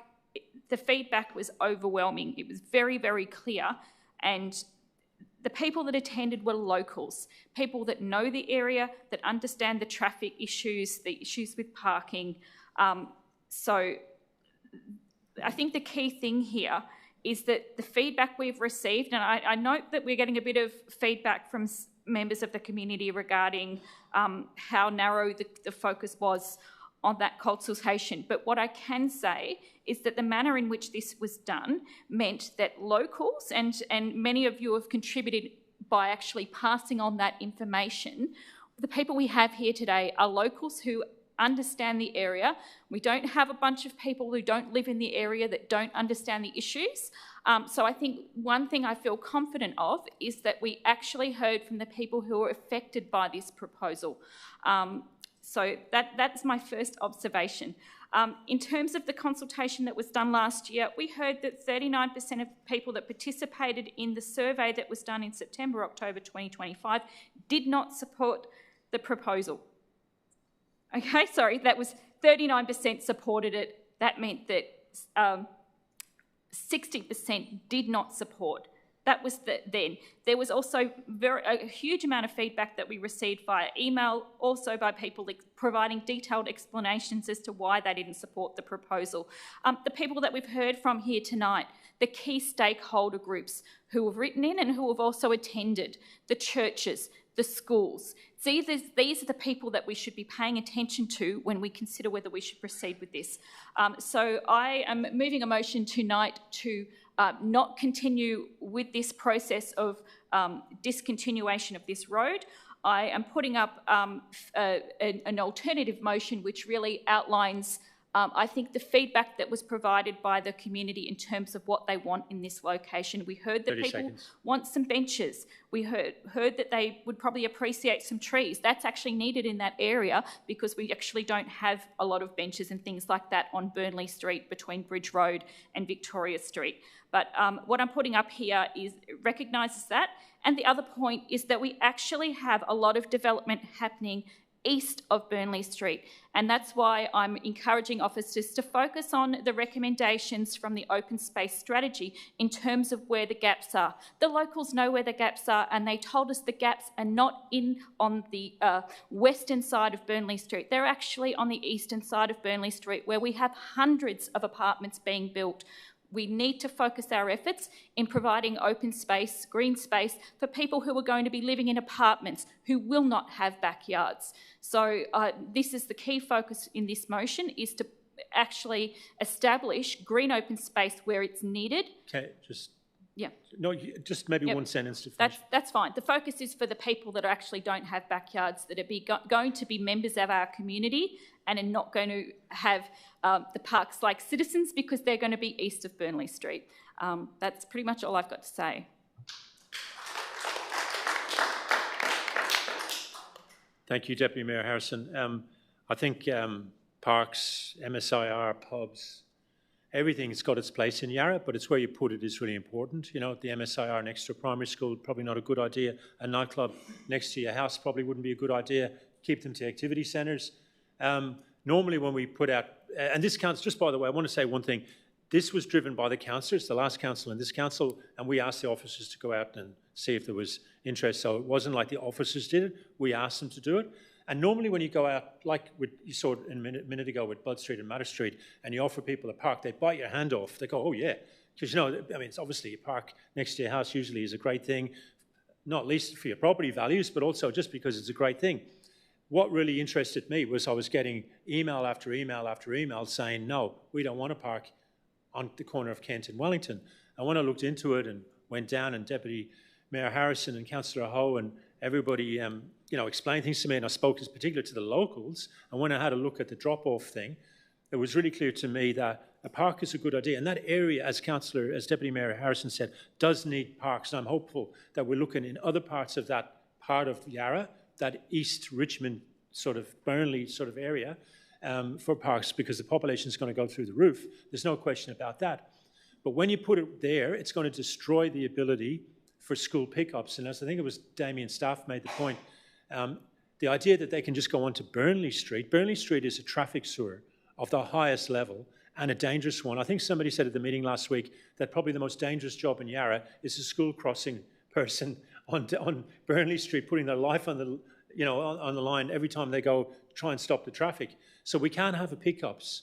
By putting a park there and then forcing the pickups onto Burnley Street, it's an accident waiting to happen of kids and their parents. We can't have that happening. So I think there's pretty unified position from the church, from the two schools, and from the community that we like parks, but this is just a really bad spot for it. And I think, therefore, as a council, we just got to listen to that and say, no, we won't do it. We will look elsewhere, and we'll go through the same process. But in this instance, I think, and I hope that the councillors agree that this would be a bad idea to force this down the throat of a community that doesn't want it. Thank you. Would anyone else like to speak? Yes, please, Councillor Mayor. Ho? I'd like to... Just press. Yeah. I would like to also acknowledge and thanks to the Richmond community member here tonight and the resident in the school and the parents who have taken the time to come here through the written submission. And what we have the public meeting last 2 weeks ago with organized by Councillor Deputy Sharon and our Mayor. As a resident of Richmond and a councillor, I represent this mobile one. I understand very well and daily challenge around this area. We have heard you loud and clear, and we listen to our Richmond community. And carefully concern raised by the community, particularly the parents who both schools use Cairn Street, drop-off, pick-up, and safety concern, and the residents who rely on this for access and parking. While I understand and respect the officer proposal and the policy objective behind the increasing open space, it's equally important that we listen to the voice of the community and work and raise the family in this neighborhood. Many resident parents express concern to me every day when I drop off my daughter at the school for the discontinued street that could worsen the traffic congestion and the school crossing more difficult, particularly during the busy hour in the peak morning and afternoon. As a councillor, I have to balance the policy planning for the life experience in this Richmond community. In this case, the community have a strong view about maintaining Cairn Street as open and function. For this reason, I support the recommendation that communities discontinue at this time and ask my colleague, fellow councillor, to support this, discontinue, improve the open space somewhere else in North Richmond, as outlined in the space strategy. I also support councillor amendment for the trees and plant and for between Cairn Street and Burnley Street. And thank you all for coming tonight. Thanks. Councillor Mackenzie. Thank you, Mayor. I thank you for this motion. I want more parks. Being the Clifton Hill person, I'd love you to have what we have down in the Yarra Bend ward. But I find some of the submitters tonight, I find it really compelling. Maybe we don't share all the same concerns about why we would or wouldn't put something in an area, but what really stuck out to me is that when we're doing infrastructure projects, firstly, what I have learned on this council is that we need strong community buy-in. It doesn't have to be everybody, but it does need to be more than 50%, and we don't have that here. The other thing that stood out to me is the schools. Schools have, they're more than schools, particularly the schools in Yarra, and I don't know much of Trinity Catholic School, but I know this of the other school in the area, that these are places that become community hubs. They have a deep, intimate understanding of the direct community around them and also the people that come through their doors every day. I think we've shown tonight that this is a council that wants to try new things and that we want to put things out and see how they stick. But if we're going ahead or voting on motions to put in parks where communities told us they don't want them, where schools have told us they don't want them, churches have told us they don't want them, and even more here tonight, then how can anybody trust us that when we put things out to consultation that we are genuinely listening? And I think that is an important point to make as we have some major infrastructure projects coming on this year. that us not supporting a particular infrastructure project doesn't mean we don't want that. It's just that we might not be able to have that there and we could do something better somewhere else. So I will be supporting Councillor Harrison's motion. Thank you for putting it up. Thank you. Anyone else like to speak? Councillor Gomez. Through you, Mayor. I think we've heard a lot tonight about consultations. We've heard about how the community can tell us what they think. Consultation is always a difficult thing. I'm with the efforts of council staff to try and get the idea of how we might build or convert some roads to parks. And so, again, so it's a challenging thing. I do applaud everyone's turned up tonight. I think consultation comes in many forms, online, petitions, turning up, telling us what you think. I applaud the work of the Mayor, the Deputy Mayor and Councillor Ho to call a meeting with the community. It's the easiest way for us to understand what people want.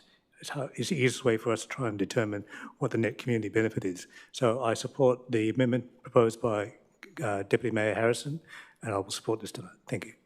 Thank you. Would any Councillor Davies? Oh, sorry. Councillor Crossland, and then Councillor Davies. Thank you. I'd like to start by saying thank you to everyone that has made submission tonight, and I appreciate there are a broad range of views that have been expressed, including those that have been expressed through the engagement processes.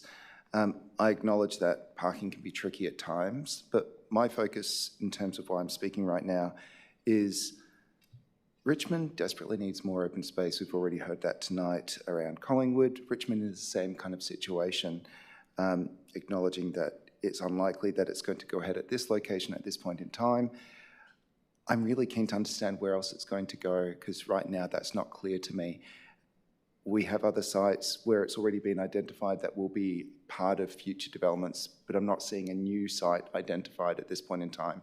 And to me, I'm really keen to understand where that will be for the thousands of additional residents that are going to be moving into the area, in addition to the existing residents and the open space needs that they have.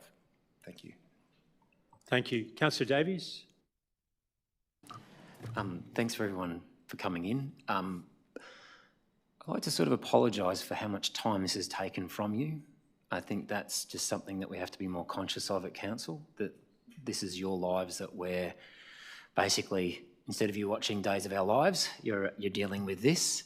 It's a bit of a melodrama here at the best of times, but really we just need to do a little bit better at council in terms of the way we engage and make sure we get it right earlier. So if we're going to fail, there's nothing wrong with failure. Maybe this doesn't work, but the thing is, let's fail fast.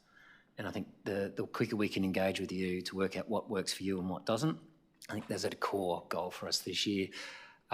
It did give me a little bit of PTSD with Charlotte Street, 2024. I was having a couple of bit of shakes back here, where similar problems arose where the local community wasn't really properly engaged and wasn't really happy with that outcome. I do agree with other councils that we need more green space, but I think it needs to be based on need. And that comes down to density. And I can think of a few places down in Cremorne that we need to do this, and we've promised that need this attention. Much like Deputy Mayor outlined, we need to probably go a little bit east, but we do need to look at need. And we need to look at where these contributions are being gathered. So where those developments are and those contributions are made, that's where it needs to be spent, in my view. Not somewhere else. That's where it needs to be spent. And the last thing I want to be doing, I mean this with the greatest respect, is being a customer service mascot coming down to try and sort out problems that just shouldn't be given to you, the community. So sorry about that. I'll be voting in favour of the Deputy Mayor's motion, and so that we won't go forward with the park. Would anyone else like to speak on this matter? Councillor Aston. I'll be supporting this. I'm sorry, Karen. I do really love parks, but I think we do need to listen to the community. And so unlike Bud and Maida Street, where there was overwhelming support, in this instance, the local community has spoken and there is not overwhelming support.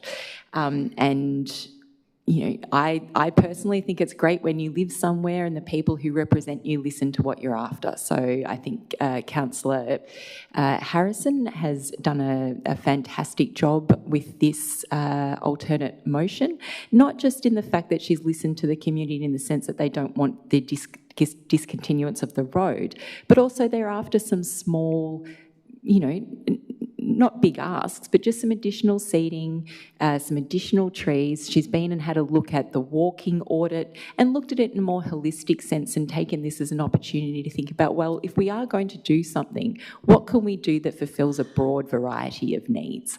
And I commend her. I commend her for that more holistic view. I think it's also worth noting that there are other green spaces quite close by to Kent Street. So there's Williams Reserve, there's Flockhart Street, it's not that far from Citizens Park, and many of the locals nearby in Kent Street have their own private green spaces and backyards. So I do think we should be directing our efforts towards areas where there is a high concentration and density of residents without their own private green space, and finding ways for those people to enjoy the outdoors in the same way that we're looking at doing in Budd and Mater Street, where there is that higher concentration and fewer people with their own outdoor spaces. So I will be supporting Councillor Harrison on this. Thank you. Anyone else like to speak on this one? Councillor Wade? You get the full suite of us tonight. So I just wanted to say I actually think what's happened tonight is that the process is kind of worked. What officers did was they put forward like a really early concept design. They consulted hyper locally to say, hey, is this something you want here? This went out at the same time as Budd and Mater, but obviously it had a different response, and so it's taken a little bit, it's a step behind those two ones. So what officers are saying tonight is they're saying, hey, like 43 people like it, 62 don't. We've heard from lots of people tonight. Before, we've spent a lot of time and money doing detailed designs and talking to you about those designs. We're saying, is this the right place or not? My colleagues have said, most of them have said, no, like we don't think it's the right place. I think it sounds like there's a lot of problems in this area. I think that's a good thing that everybody does agree on. It sounds like in this motion of the Deputy Mayor's traffic congestion, excessive vehicle speeds, scarcity of parking around the precinct, especially at school pick-up and drop-off times. I'm certainly hearing that there are issues in the neighbourhood at pick-up and drop-off times, and I would have loved to see that addressed in this, but perhaps it can be addressed offline. Maybe one of the schools could go through our New Deal for Schools program or something like that. I will vote tonight against this, but mainly just because I would have liked us to go to the next step to ask a broader, ask the community in a bit more detail, hey, is this what you want? We have got 43 people who said they wanted it, and I think it's appropriate that two of us tonight are saying, hey, 43 people wanted it. It would have been nice to hear a bit more from them than we did tonight, because I understand that they would have also had to be quite local because of the way we consulted, but I also understand that this is where we are. So thank you for everybody who has come in, and it was really useful to hear from you. Deputy Mayor Harrison, rather reply, 2 minutes starting now. The biggest development site's coming in Richmond. We already have it happening at the Salter site at 25 River Boulevard. We also have planning applications in the pipeline for the Harry the Hira site on Burnley Street and the NHB electrical site in Riverside. That is where the development is coming, the big sites, the lots of apartments, and that is where we must focus, and that's what this motion here tonight, or the alternate motion, requests that the officers do focus on providing space for those people who are not going to have backyards. And so I think that is the way forward, and I commend my recommendation to the others. Thank you. Thank you. We'll go straight to a vote on that one. All those in favour of the motion from Deputy Mayor Harrison, please raise your hand. Councillor Davies, Gomez, Ho, McKenzie, Jolly, Harrison, Aston. Those opposed, Councillors Crossland and Councillor Wade. That is passed. I'm going to suggest to my colleagues, so that motion is passed. I'm going to suggest to my colleagues that after 7.3, which is the next agenda item, Brunswick Street Festival, we have a short 5-minute break. Is that okay? We'll just, because I'm not expecting a very long 7.3. We'll move straight on to 7.3. Brunswick Street Festival, there are no registrations to speak. Are there any questions to officers? Okay, going to move the officer recommendation. If I can get a second to Councillor Gomez. Pardon? Yeah. Can you press that 3 minutes? I'm going to move it. Yeah, because I can also. I have to stick to 3 minutes. I'm moving it. Yes. Brunswick Street Festival. It's been something that myself and this council has championed for some time. We had a Brunswick Street Festival back in the day, and Brunswick Street is one of the key activity centres in Yarra. It's one of the key areas for the live music industry. We've got a whole policy on protecting our live music and boosting our live music industry and boosting our activity street centres. So the Brunswick Street Festival idea basically would go from Rose Street in the north to Moore Street in the south, so either side of Johnson Street. It would be a street-based music festival based around current venues.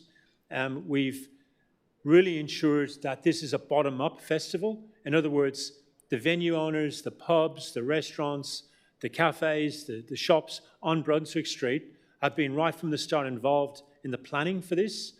And this and what you've got down, you know, I know it's a state government one, but on the corner of Gertrude and Smith Pride every year, the Johnson Street Festival, the Lunar Festival, these events are great in and of themselves, but they're also got a huge economic benefit in backing in an industry that isn't, it's not like an act of God that's just going to be there forever.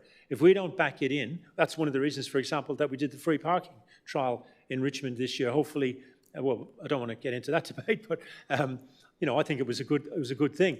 And then you've got, we know from every day we pick up the paper that more and more businesses are really suffering. With the live music industry, they've been hit with massive increases, insurance costs, beer costs, the cost of living crisis affecting their customers who party in a different way than they used to. When I was a kid, you'd go to the pub, you'd stay there all night. Now people are buying a slab of beer at Dan Murphy's, drinking it at home, going to a bar to see maybe a band and leaving after one beer and then going back to somebody's house. So you have a before and after. That was never the case. And the bar owners are saying to me, people just can't afford. Kids can't afford, you know, people in their late teens and 20s can't afford to do it. So we have to back the industry in. And this is part of that. It's also going to be an amazing event. It'll be, if this motion is passed next year, so 2027, I'm hopeful that the state government kick in something towards it, the federal government. And if they do, they can get up there and make a speech and bore the pants off all the kids on the day. But we want their money to help us with this. But I just think it's a really, really good thing. I'm hopeful that this is passed tonight unanimously. In seconding the motion, we've got Councillor Gomez. So, thank you, Mayor. I endorse everything that Mayor Jolly has said. I'll add a couple of things. I'm one of the co-chairs of the Business Advisory Committee, which is made up of a lot of small businesses around Yarra. And we've talked about what it takes to support local business. Things like supporting Councillor Davies' free parking trial. Things like supporting events. They're core to what we do, what we can do to support our local business. I endorse Mayor Jolly's comments about the live music industry. It's a characteristic of Yarra. We do events well. Pride, the Johnson Street Festa, the Lunar Festival that's run by the Vietnamese community down in Victoria Street. We do it well. I think we've got an expectation from the community that we do those things well. So I really endorse, and I hope that I'm carrying the words of the Business Advisory Committee forward, that festivals like this are a way in which we can certainly support our local business. I endorse Mayor Jolly's or the officer's recommendation. Thank you. I just got it here in front of me from Councillor Aston. Do you want to, just before we ask for further speakers, do you want to just briefly just state what the amendment is? And if you've got a seconder, I'll ask myself and Councillor Gomez if we'll accept your amendment to this motion. Okay.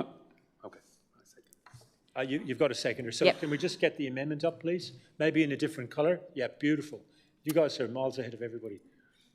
So this is just to expand on the evaluation process to make sure that we have upfront clarity of how the festival will be evaluated at a councillor level so we can make informed decisions on investment and support moving forward. I'll accept that amendment. You'll accept that amendment, Councillor Gomez? Councillor Ho, yep. Okay, well, that becomes that's incorporated into the motion. So we're back to discussion on the motion. We've had a mover and a seconder. Would anyone like to speak? Anyone else want to speak? You don't have to. No, Councillor Crossland?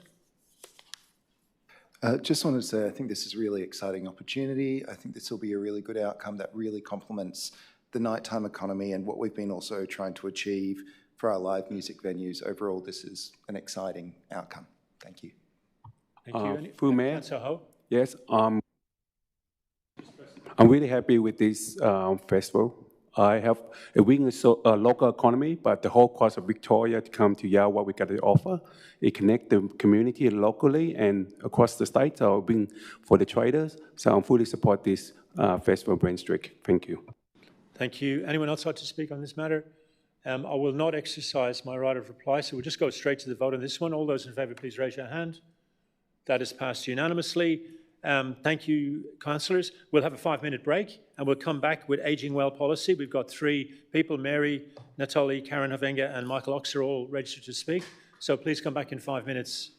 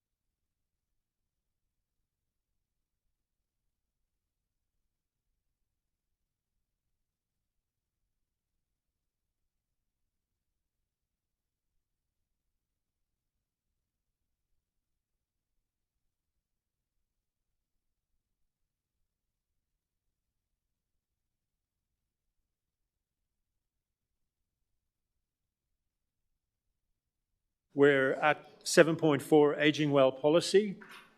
We've got 3 people registered to speak. First one is Mary Natoli. Welcome, Mary. And just press that button there, yeah. The other one. Yep. Yes, good evening. My name's Mary Natoli. I'm a Yarra resident, a community aged care nurse, and a long-term member of the Yarra Active Ageing Advisory Committee. It's been my pleasure to actually be involved in over the last 10 years in extensive consultation around this leading up to the development of this policy. But I am concerned that there's an important element of Council's own March 2024 resolution on the future direction of services for older people, which is not included in the draft policy.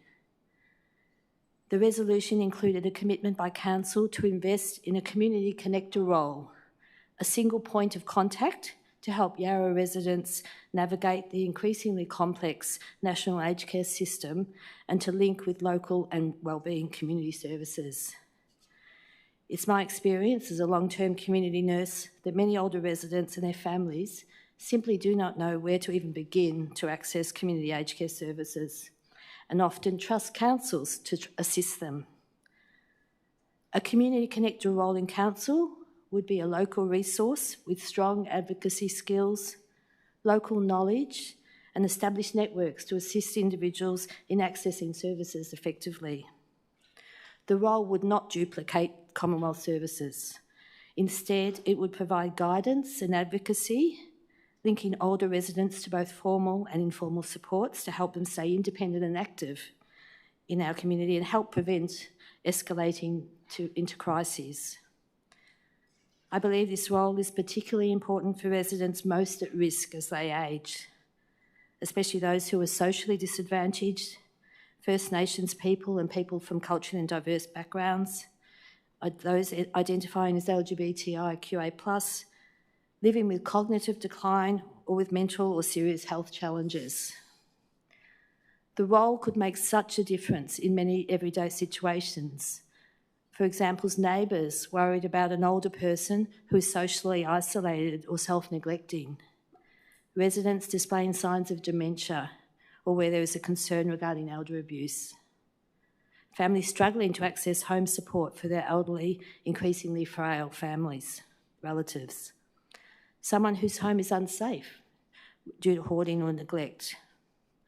Other Victorian councils, including Port Phillip and Wyndham and others, 30 seconds.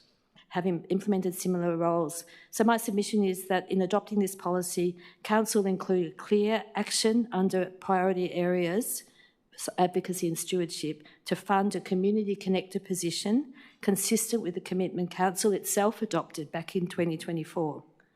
Ultimately, this is about dignity, connection and practical support for older residents who have helped build our community who we should value today. This role is urgent and cannot wait. Thank you, Mary, and thank you for everything you do in the community over many years. Karen Hovenga, welcome.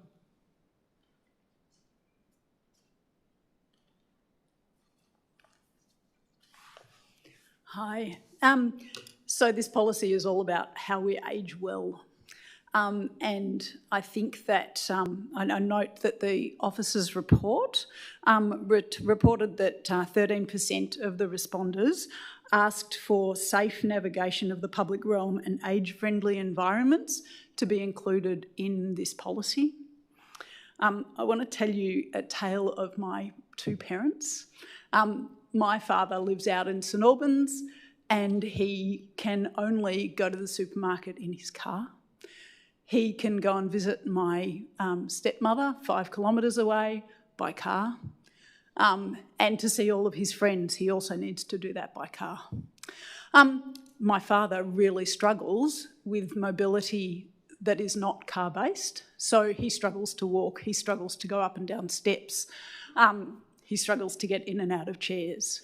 To contrast that with my mother is also in her 80s. My mother lives in Abbotsford, rides her e-bike to the gardening club up in East Melbourne, walks to buy her supermarket stuff, and in fact, when her knee was replaced, within 2 weeks, she was on her crutches going the 200 metres to her nearest supermarket. walking and riding is and as part of doing all of those activities, she's also travelling overseas and walking 12 kilometres while she's doing it. My mum's amazing, for sure.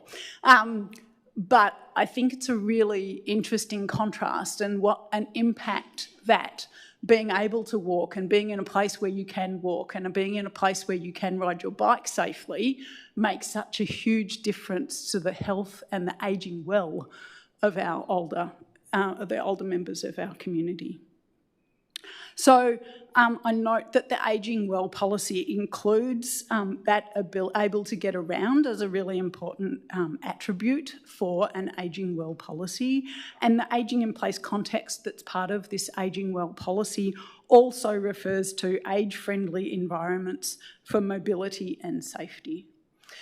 I think it's really important that those getting around items are included in this document. And in particular, I note that the document refers to other council plans for the measures that are used for assessing various elements within the ageing well policy, including the climate emergency plan for putting trees in and other documents. What it doesn't refer to is the transport strategy plan. It doesn't refer to how do we make our spaces safe and comfortable for our older residents to get around and maintain their health for as long as possible. Thank you, Karen. Michael Oxer.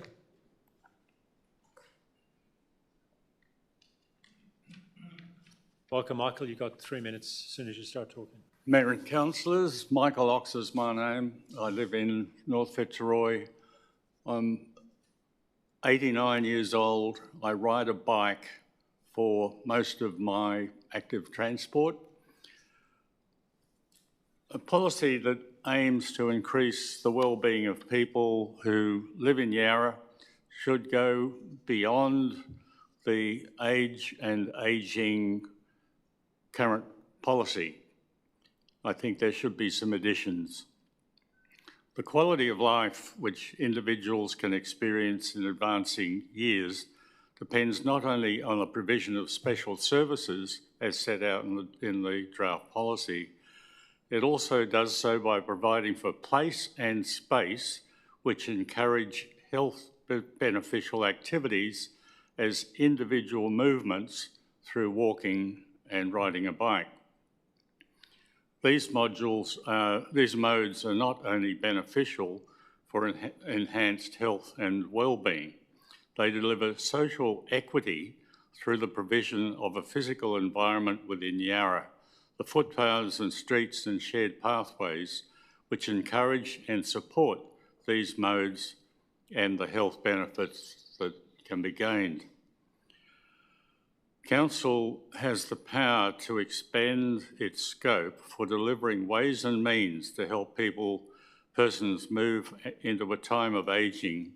It is noted in the overview of the Ageing Well policy that infrastructure and open space, which encourages more activity by older people, is a significant aspect of Council's current situation and intentions. If it is Council's intention to promote healthy ageing, then the provision of a safe physical environment in which individuals can pursue their own way of keeping healthy and active, and it includes being able to move about in the city by walking or riding, is a reality. It is incumbent, I suggest, on Council to improve the footpaths, streets and shared pathways available for all, especially older residents. Council can expand the scope of the Ageing Well policy for the purpose of also providing upgrades to streets, shared pathways and roads so as to deliver greater equity and access for older and ageing residents of Yarra. Thank you. Thank you very much, Michael. Councillors, I've got a motion, an alternative motion from Deputy Mayor Harrison and Councillor Mackenzie. Are there any questions to officers before we move in that direction? Councillor Mackenzie and Councillor Gomez after that. Thank you, Mr McCall. Councillor Mackenzie. Thank you, Mayor. I'm wondering how the ageing well policy interacts with other policies like our transport policies, just picking up on the question from the submitter. Thank you, Councillor Mackenzie. The question from the submitter is a very valid question. I think that the ageing well policy really does intersect with concepts of universal design and disability access as well. And I'm pleased to report that there is a parallel policy that is in development around the topic of universal design and disability inclusion, and that those matters touch on multiple aspects of our local laws, our curbside and parking, and that these are front of mind. So it's a very legitimate concern that is raised. And and my other one is, how is council currently looking at dementia-friendly designs in its processes in general at the moment? Is that something that has, hit our desks yet?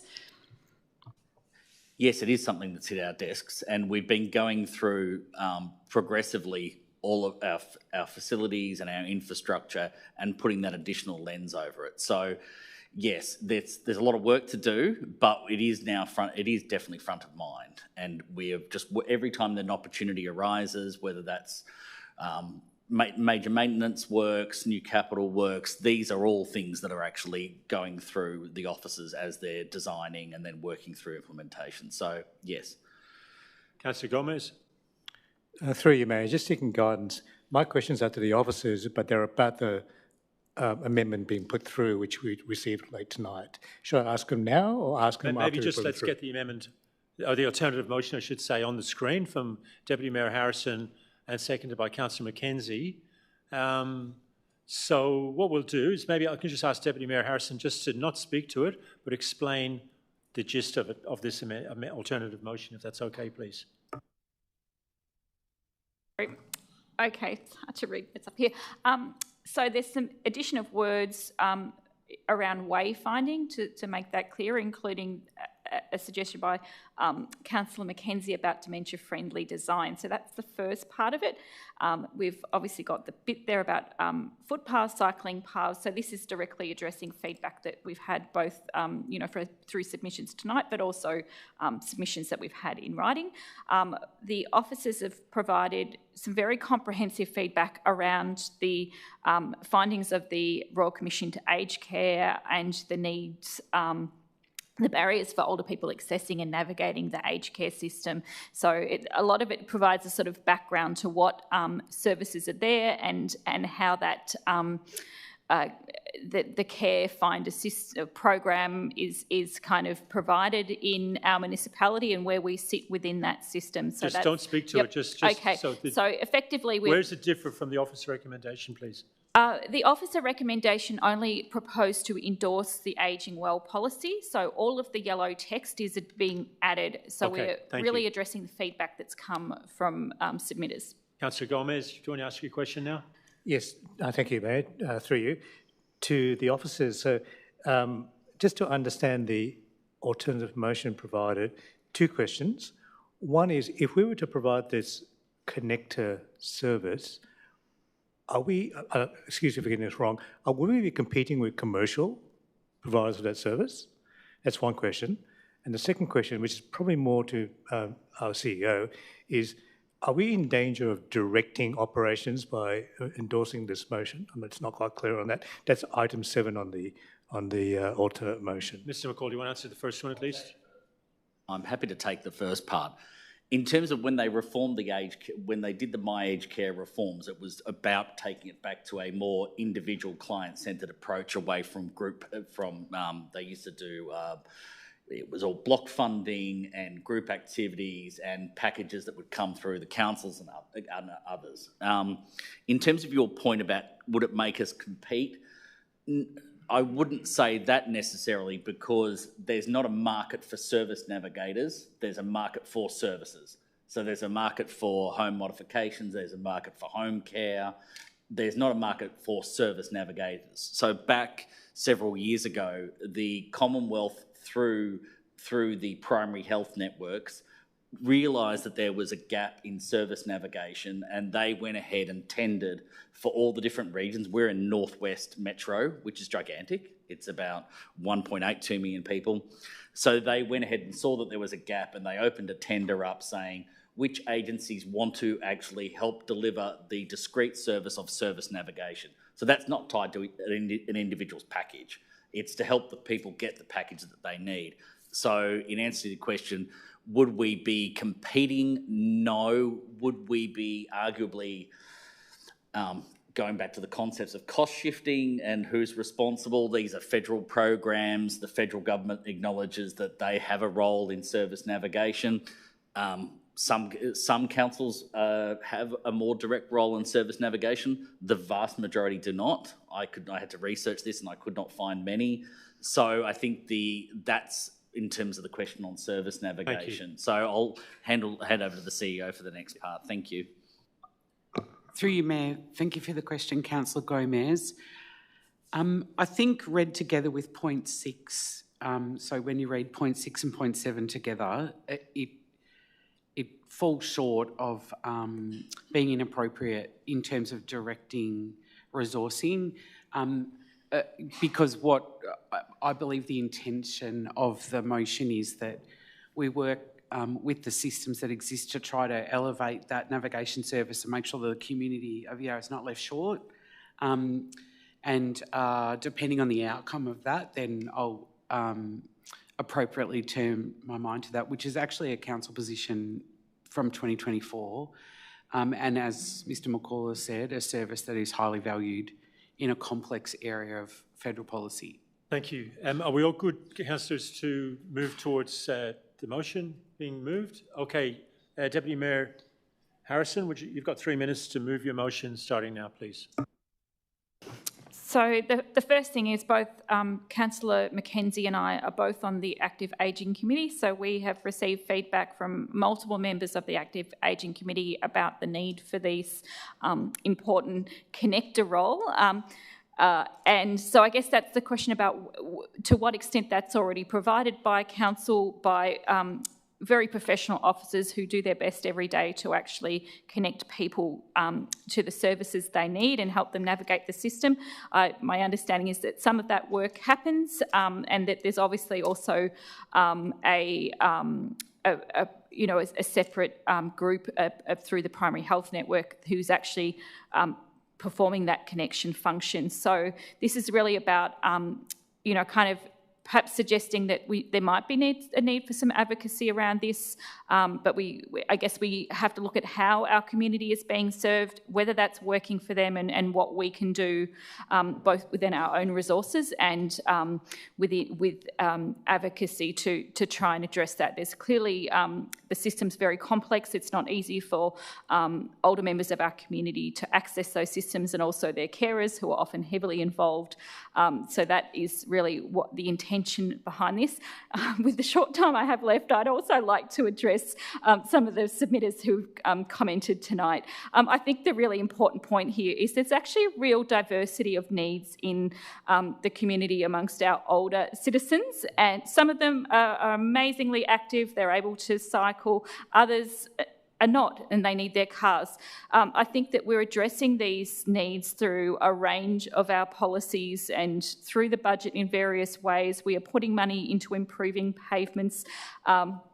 We've had a walking audit. We are trying to address all of these sorts of things. I've flagged tonight that I think there's a need for park benches in certain locations to make it easier for community members to navigate our streets, and perhaps if they're walking longer distances. So there's all sorts of ways that we can actually be addressing that, and it's certainly something that I have a strong focus on as a member of the Active Ageing Committee and also the Disability Advisory Committee. I regularly look at these issues, so I appreciate the feedback that's been provided by community members. And 30 seconds. So I think that's the key thing. As Malcolm has mentioned, there has been the introduction of universal design. That disability policy is coming back to council soon, but that is the whole point of that, is to actually introduce universal design, and also a strong focus on the capacity of staff to understand the broad needs of the community, to make our streets, our buildings, all of those things more accessible for all members of the community. Thank you. Councillor Mackenzie. Thank you. So I'm really pleased to support the Ageing Well policy tonight. Not as pleased as I am to be on the Active Ageing Committee, though, which is one of my favourite committee at Yarra Council. Look, I think this policy is good. At the heart of it, it recognises something really important, which is the contribution of older people and the contribution they make to the life in Yarra, and our responsibility as a council to make sure that people can age well in the communities that they call home. There's a lot in this policy that I really welcome, particularly the focus on opportunities for healthy ageing, supporting people to stay active through our leisure centres, building social connections through our neighbourhood houses, and programs like Dancing from the Heart, which is a hoot, all really good examples of the role that local government can play in supporting the well-being of people. I want to talk a bit about these amendments before us tonight, particularly the one relating to the community navigator. So maybe other councils don't provide this sort of support, and maybe it should be the federal government. But I think that health and wellbeing of our community is a council issue. And in the May 2024 council, in May 2024, council made a massive change to the future of the direction of services for older people in Yarra, and it included this commitment to the investment in a dedicated community connector position, a single point of contact or points of contact in council to help residents navigate what is becoming quite a complex national aged care system and connect them with local health and wellbeing services. We've heard from members of the advisory committee and people tonight that the need for this support is only growing, and there is a gap where people are falling through. They already are. The changes to the top of the plan, I know that we have a lot of work developing in this space, but calling out the need for dementia-friendly design, and which, as you can see in the plan, dementia is one of the main chronic illnesses experienced by people over the age of 65 in Yarra, and also ensuring that when we're talking about footpaths, we're also talking about cycling paths. With the rise of e-bikes, we are seeing more older people staying on their bikes longer, and our streets should facilitate this. Now, these priorities in the plan are broad. They're not sort of the direct actions that we might see in other plans, but I do think making sure that we're at least mentioning those broad areas means that we can have the flexibility to dive deeper into them. So thank you to everybody who made submissions tonight. Thank you to the Active Ageing Committee. And I'm really stoked that we are doing more work in this space, and I think this is a really good plan. So thanks, Malcolm, and your team. Thank you. Thank you. Anyone else like to speak to this? Councillor Gomez. Just thank you, Mayor, through you. Just to make one gratuitous point, that I hope that when I'm Mr. Rox's age, he's in my ward, that I am riding around making a nuisance of myself as well. Thank you. Hear, hear. Anyone else like to speak? Would you like to exercise your right of reply? Okay, I'll put that. All those in favour, please raise your hand. That is passed unanimously. Thank you, everybody. We're on to 7.5, 2 to 10 Clark Street, Abbotsford. The amendment request for C328 Yarra Planning PLN 240680. Are there any questions to officers? Sorry? Tim, is Tim Ryder here? We do have one registration. I apologise, Tim. Please come up the front and you'll have 3 minutes to address the meeting. Tim's the only registered speaker for this agenda item. Tim's from Pro-Urban Advocacy Planning and Management. Thank you, Mayor, and good evening, councillors. My name is Tim Ryder, and I'm a town planning consultant at Pro-Urban Planning. I'm speaking tonight on behalf of Mercy Aged Care and Community Care, the permit applicant for the proposal before you this evening. At the outset, I'd like to acknowledge the very positive work of Council's planning officers in relation to this matter. We've worked constructively with them for more than 18 months now, and appreciate the thorough and balanced assessment that has been undertaken. We very much support the officer's recommendation to formally initiate the amendment process for the purpose of exhibition, allowing the proposal to progress to the next stage. While the officer's report provides a very detailed assessment, I'd just like to briefly highlight several key points. First, the combined amendment and permit process is, in our view, very much the most appropriate and transparent pathway for the planning approval of this site. It allows council, the community and decision makers to consider both the proposed zoning change and the future development outcome together. We consider this to be particularly important given the sensitive heritage context. Secondly, the site has a long history of providing aged care services. It has previously operated as a nursing home and residential aged care facility up until 2023. However, under the current special use zone Schedule 2 provisions, aged care and retirement living uses are now prohibited. A planning scheme amendment is therefore required to enable the recommencement of this long-standing community use. Thirdly, and perhaps most importantly, the project has already undergone extensive heritage review assessment. This site sits adjacent to the Abbotsford Convent, one of Victoria's most important heritage precincts. Because of this sensitive context, the proposal required approval from Heritage Victoria, and a heritage permit has already been granted back in November 2025. This heritage permit was approved following extensive consultation with Heritage Victoria, council officers and the Abbotsford Convent, and the application was also formally advertised to the community. The permit confirms that the design is appropriate within this highly sensitive heritage context and represents a major milestone for the project. Importantly, tonight's decision is not about granting final approval for the development. It's about allowing a well-considered proposal, which has already undergone extensive assessment, including heritage approval, to be publicly exhibited to the community. 30 seconds. The proposal will then return to council for a formal decision. We believe the proposal represents a positive opportunity to revitalise this site and reinstate aged care and retirement living opportunities in Abbotsford. Projects like this allow older members of the community to remain connected to the neighbourhoods they know, close to family, friends and local services, an outcome very much consistent with Yarra's ageing well strategy. We very much hope that councillors will support the officer's recommendation this evening. Thank you, Tim. Thank you. Any questions to the officer responsible for this matter? I've got Councillor Aston, the Ward Councillor, wanting to move the officer recommendation. Is that correct? Is there a seconder? Councillor Gomez. If there's no questions, we'll go straight to Councillor Aston moving the officer recommendation. Your 3 minutes start now. I'll be super, super quick. Thanks to the officers for putting this paper together and for giving us a briefing previously. I'm very confident putting this forward because, as our speaker Tim said, this isn't about approval. This is simply about engagement. This is about putting this out to advertising so that the community is aware what's proposed and so that they can have their time to have their view on the situation. And I think also too, it's just a sensible move to address a weird anomaly that I'm not entirely sure how it happened, but I think this is a sensible move to rectify that and to start the process of community engagement. So I see no reason why we shouldn't move forward with it. Councillor Gomez. Through you, Mayor, same. I support Councillor Aston's view. I thank the officers for identifying the issue and trying to rectify it, and I endorse this motion. Anyone else like to speak on this matter? No, there's no right of reply in that instance. We'll just go to the vote. All those in favour, please raise your hand.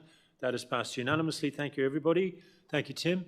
We'll move on to 7.6, update on the Activity Centre DDOs and C271 Fitzroy Collingwood. Mayor, I'm just going to step out. Yes, Councillor Wade, got a conflict of interest? Yes.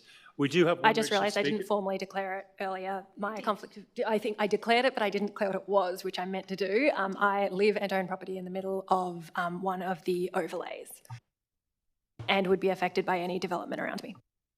We'll just wait for Councillor Wade to leave, and before we invite the one registered speaker, Joe, up again, I'll start off with the question from Councillor Crossan when Councillor Wade leaves the room. Sorry, it's not a question. It's another conflict of interest. Oh, I do apologise. Go ahead. Yes, apologies. I didn't declare it at the beginning. I've since submitted the form in regards to this. My conflict is I reside in a property in the DDO area. No problem. When Councillor Crossan leaves the room, we'll ask Joe, you can actually, Joe Gagliano, if you like, Gagliano, I should say, please come to the front. Don't start talking yet, though, please. Okay, you've got 3 minutes. Joe, welcome again. Starting now. Thank you. I think what you said earlier, Mayor Jolly, about the developer contributions is an overarching point that sort of will refer to this, the fact that they get away with it without paying their appropriate fee sort of diminishes the amount of money that can be spent on green space and all that sort of stuff. What Councillor Crossland asked before was where else could the parks be put? On the east side of Burnley, where there are lots of developments, and the developers are actually getting away with stuff. I'm referred to points 3, 4 and 5 of the agenda background on the built form overlay about the new planning tools, etc. Whatever the council can do to resist the state government imposing their will, we have to push back. There was an article in The Age last week, appropriately, which had the developer assemble community. This was about 2 developments in Brunswick and Coburg. The projects bypassed local council oversight because of the 60% affordable purchase mandate. This fast tracking in 2024 allowed the Coburg Towers to soar to 16 stories, well above the 10-storey guideline for the area. And a similar thing happened in Brunswick, which was an 11-storey height limit imposed by the state, where the council wanted only 8 stories. I suppose the thing that I'm very concerned about is that the developer Assemble Communities has applied to the state government to water down the affordable components it promised at new builds in Brunswick and Coburg just months before construction finishes. What I'm trying to say is that if we just accept everything that the council is telling us we need to do for development and whatever, we're going to be in big trouble, because they can authorise anything and override the council. And please, we've got to push back as much as we can. Thank you, Joe. Before we open up this, I've got an alternative motion from Councillor Gomez, by the way. Are there any questions to the officers? No. Councillor Gomez, can you just, don't speak to it yet, just explain in the gist of your alternate motion and where it differs from the officer recommendation? Through you, Mayor, I do actually have some questions for the officers. I'm not sure they're doing Okay, let's start with that. Yep, thank you, officers. Far away. Through you, Mayor. So I've already flagged some of these questions to the officers, so I'll just go through them and seek an answer. So in terms of the note 7 in the officer's report, just for clarification for the community, so how can council notify residents of a proposed development in a new built form overlay that was introduced by the government in January, given that no notice is required? Thank you. Through you, Mayor. Thank you for the question, Councillor Gomez. In regards to notifying residents of applications that are exempt from notice and review, Council cannot legally give notice under the Planning and Environment Act. However, we do have planning applications online as well, and residents are more than welcome to call our planning department to speak through it further.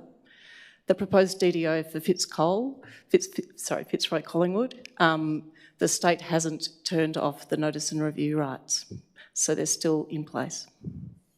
Yeah, keep going. Thank you for that. So essentially, residents have to pay attention to what's happening on our website. We can't tell them.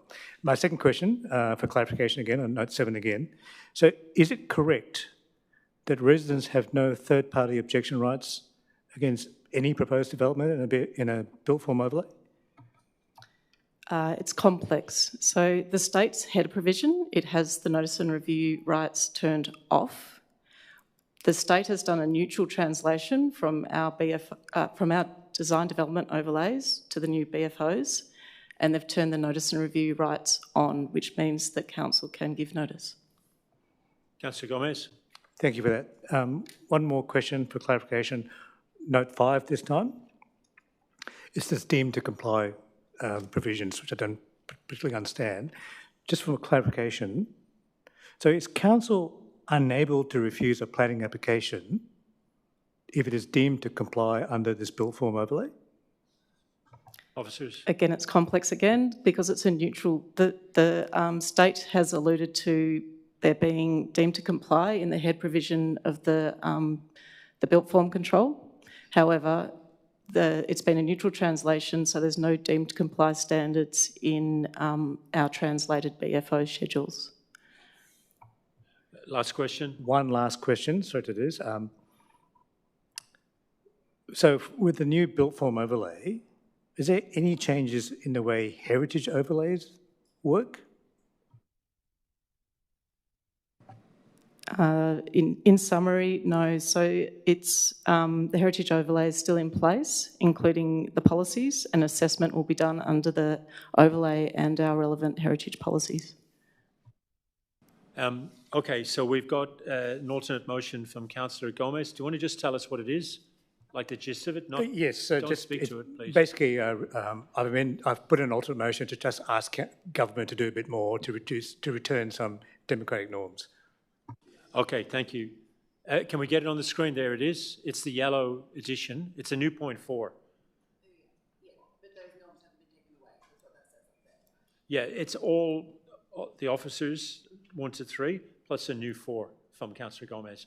Is there a seconder to Councillor Aston? Okie dokie.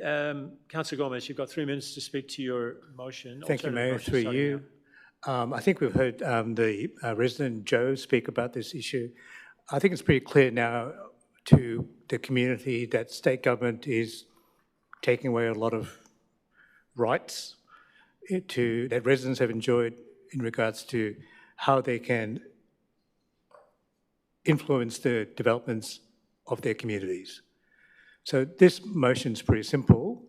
It just asks the Victorian government to just return to the democratic norms that we all enjoy by allowing councils to decide whether we can tell our communities about planning developments, whether we can let them have third-party objection rights. In other words, if they don't like what we do, well, take us to VCAT. These are the expectations I would think that anyone who lives in a Western democracy would expect. And in this situation, with this new built form overlay process that's been imposed upon us in January by the state government, that's all taken away. So I'm just saying, we as a council representing our community, the City of Yarra, we need to push back. Thank you. Thank you. Councillor Aston, seconding the motion. You've got 3 minutes starting.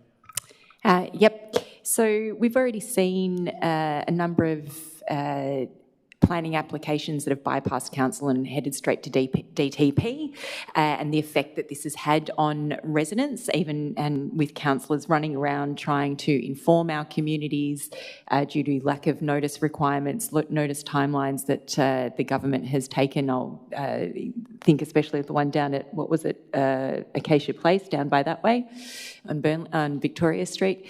And that took a lot of work by the community, a lot of work by our councillors, particularly Councillor Harrison, to inform people and to have them come together to put forward a position that helped inform what we as councillors would do. But every time those norms are removed, every time that ability for the community to have input is removed, every time that ability for the council and the council's experts in the offices have that ability be removed, we start to see more and more centralisation and less control at a local level.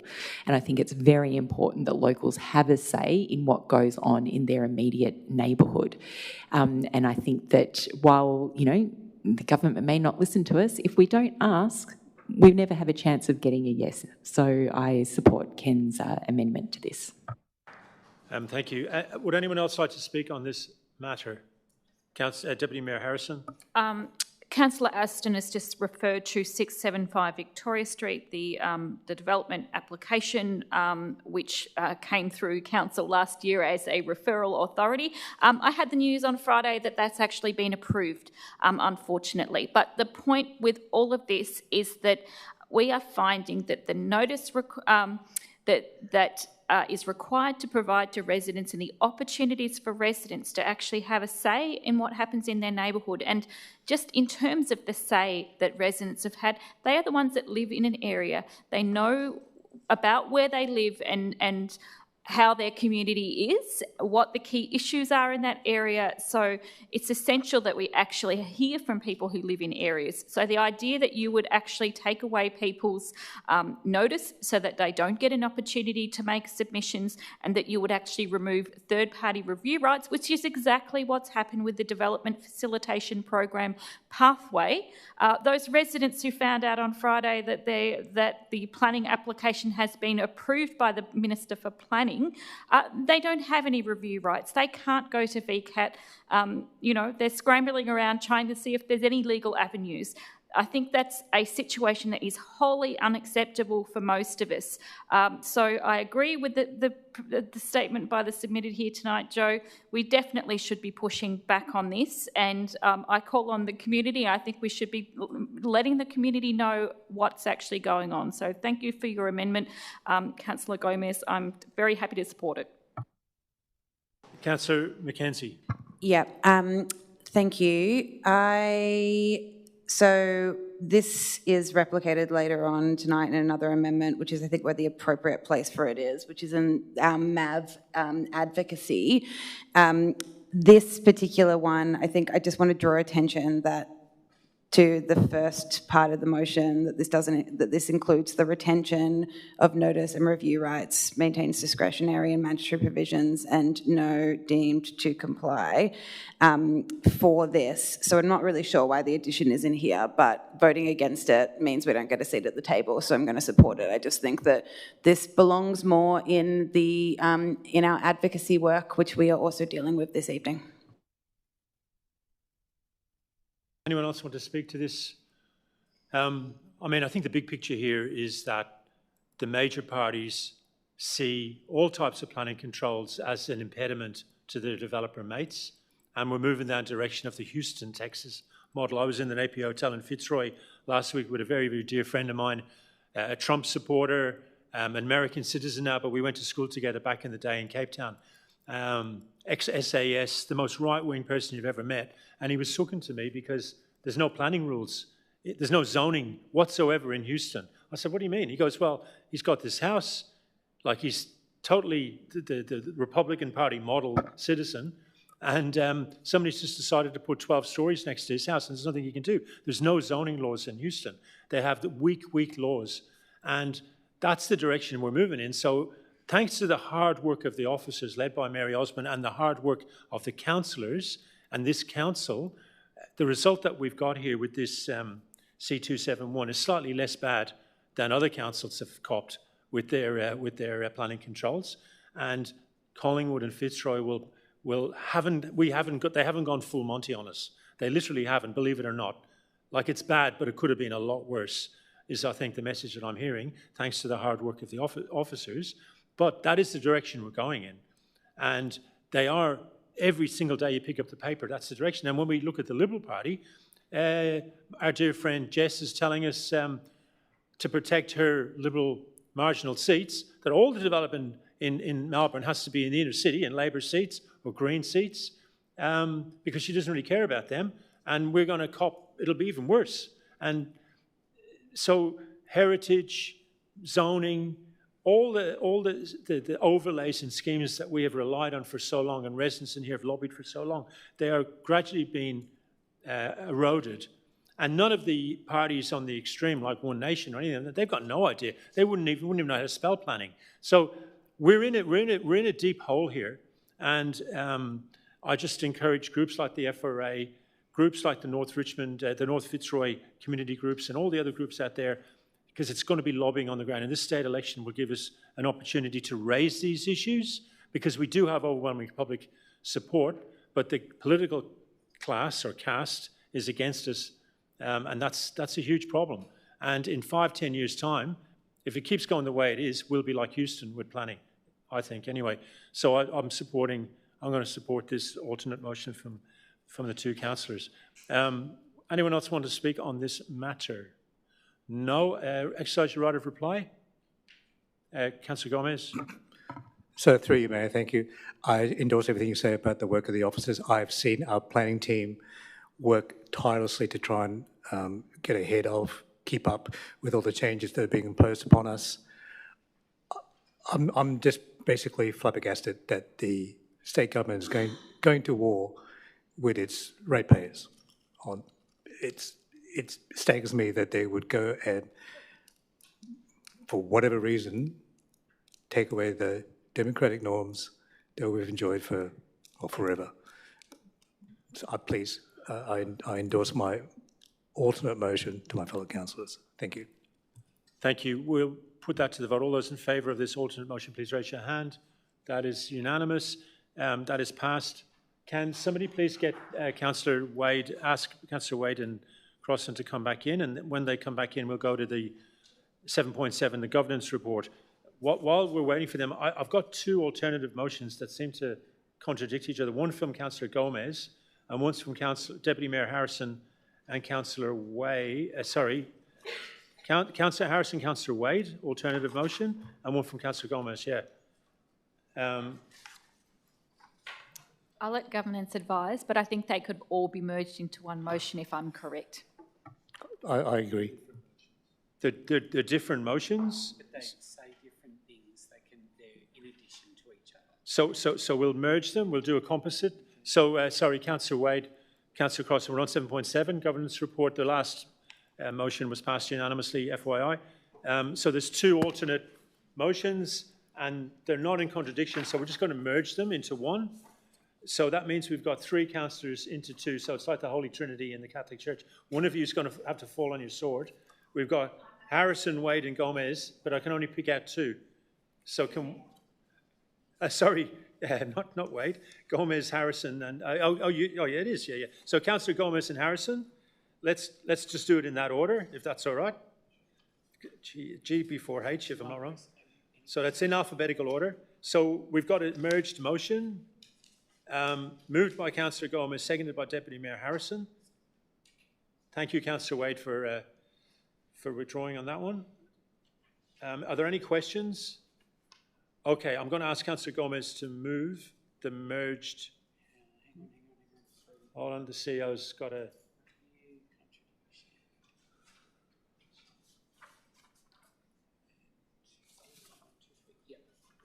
All good?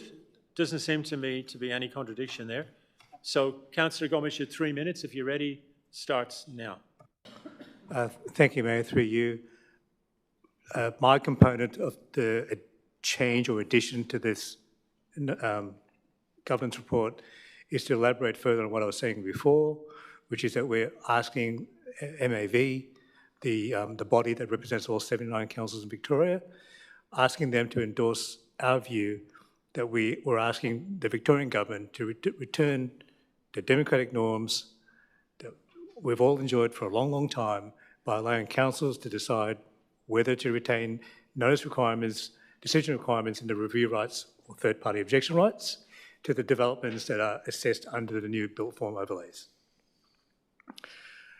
Asking our friends in MAV, all our fellow councillors, and I suspect they will get a lot of support from the councils that are impacted by the same zones that are being applied to them, especially around the SRL, to basically make sure that whatever the new infrastructure contribution mechanism, because that's in play as well, the fees typically that a developer would give us if we were to provide a planning permit and then they were to proceed into build phase, that whatever happens there, that councils are able to fund what they need to provide critical infrastructure and services to our local communities, and that we're not burdened anymore with any more cost shifting around this issue.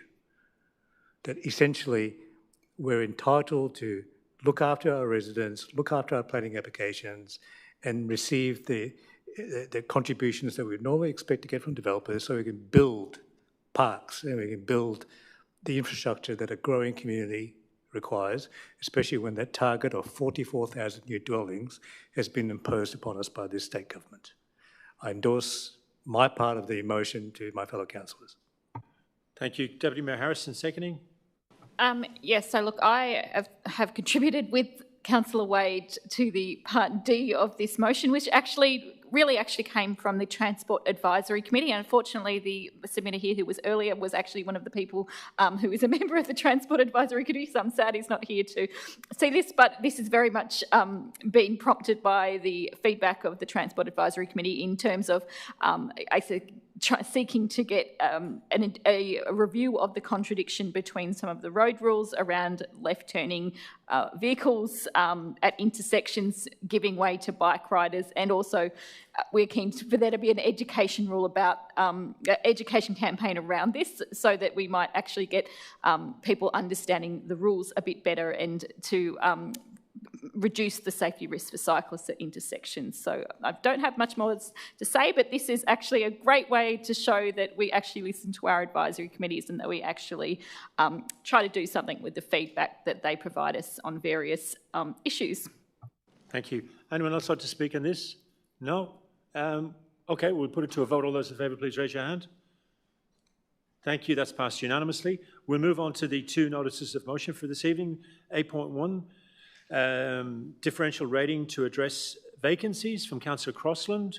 Can we get that, please? Please get that motion, notice of motion on the screen. Thank you. Councillor Crossland, have you got a seconder? Councillor Davies. Councillor Crossland, would you like to speak to? Are there any questions? No? Okay, Councillor Crossland, your 3 minutes. Sorry. Yes, a question. Yeah, just hold on. You've got a question from Councillor Davies? Just to the officers, with this model contemplated by Councillor Crossland's motion, will it be easier to implement a retail activation levy? Ms. Osman? Thank you.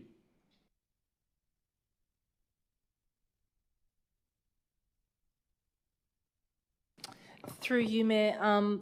Easier, I don't think, comes into the equation when you're talking about a retail activation levy.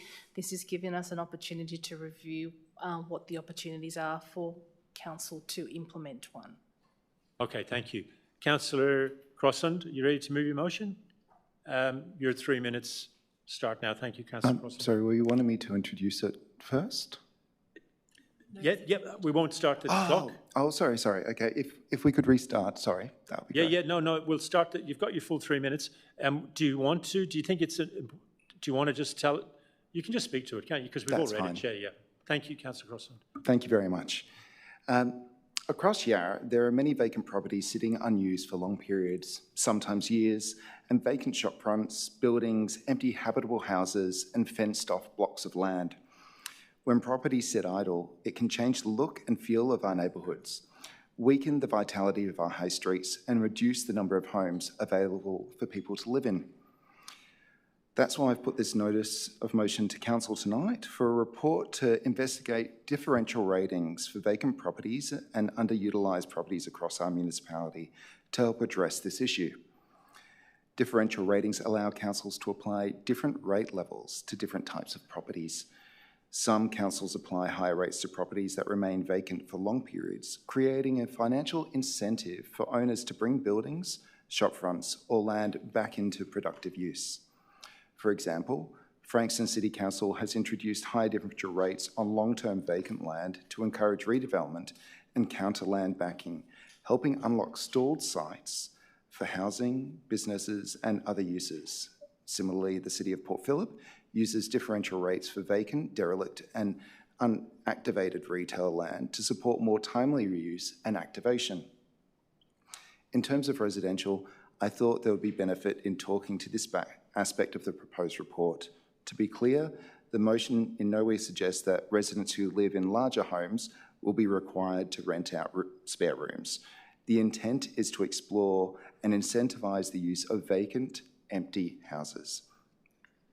Right now, there will be hundreds of vacant tenantable houses across Yarra that are sitting vacant for a range of reasons, whether they're awaiting redevelopment, were inherited, untenanted investments of overseas investors, or for whatever reason, we're talking about empty houses that could be someone's home, even just in the interim, in a housing crisis.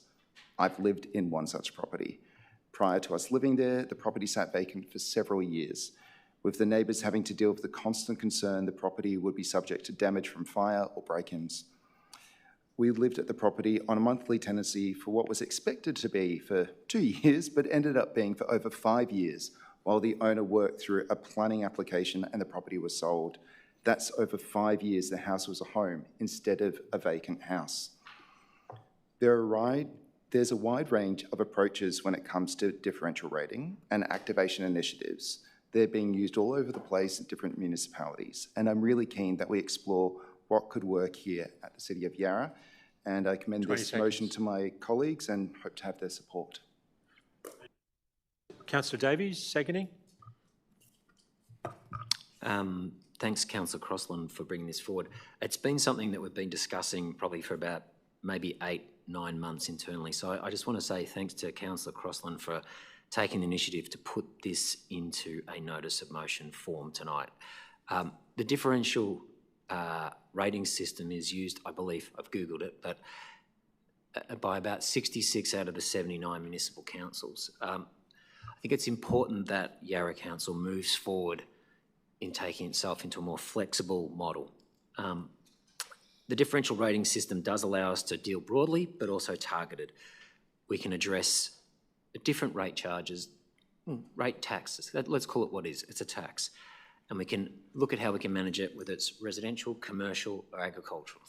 I don't see many farms in Yarra, but let's just say this is a great way forward for us to build a more equitable model.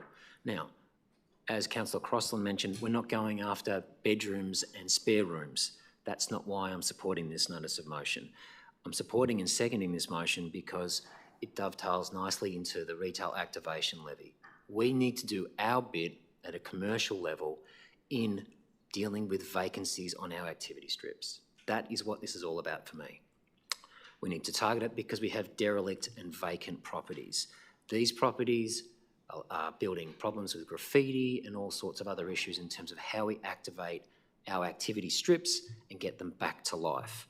I think this is a great initiative, but it is a report and we shouldn't be scared of any new ideas. We should value and look at the merits and the shortcomings. We should talk to people like the Port Phillip, the City of Port Phillip, who actually have this and use it effectively for a retail activation levy. I think it's a great initiative. It might need some work, but let's step forward. It is a report, but thanks again for putting it forward. Thank you. Anyone else like to speak on this motion? Councillor Aston. I have an amendment, proposed amendment. You've distributed that, so could officers please put the proposed amendment on the screen? Don't speak to it, please, but if you can just explain to Councillor Crossland and Davies in particular, because it's up to them whether they accept it or not, what the gist of it is, please. The gist is to essentially limit the scope to commercial properties and not residences. Okay. Councillor, I'm going to ask Councillor Crossland and Davies if they accept that amendment. Councillor Crossland. I'm happy to accept aspects of it, if I'm able to list that. In terms of the removal of within 3 months, that's fine. In terms of the time frame for the report to come back, I'm happy for that to change.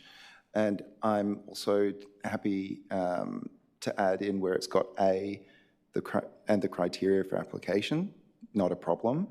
And I'm happy to add in C, that's also not a problem as well. The others I do not accept. Councillor Davies. So just for clarity... Okay. So Councillor Aston, are you willing to withdraw those bits from your amendment that Councillor Crossland doesn't accept? He has accepted quite a lot of your amendment, but there's bits that he hasn't. It's up to you now. No.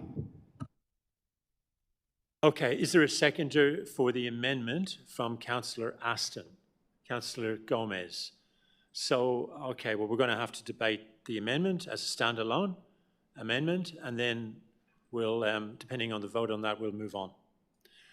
Okay, so we're now debating the amended motion from Councillor Aston and Gomez. Is everybody clear about that? Councillor Aston, you've got 3 minutes to speak to that, starting now. Okay. As Councillor Davies has said activating our retail strips and looking at different ways that we might be able to incentivise that is important, and I agree with that. I also understand community sentiment and concern around land banking, particularly empty pockets of land or large buildings that go unused for periods of time. I understand Councillor Crossland's comparisons to other places that have applied these residential differential ratings, but the examples that he gave were all for commercial purposes, not for private residences. And I think it's very important that we draw a clear distinction between the two. People's homes, however they choose to use those homes, are their private property that I don't believe council has the right to go and financially penalise them for whatever decisions they might make regarding their private property.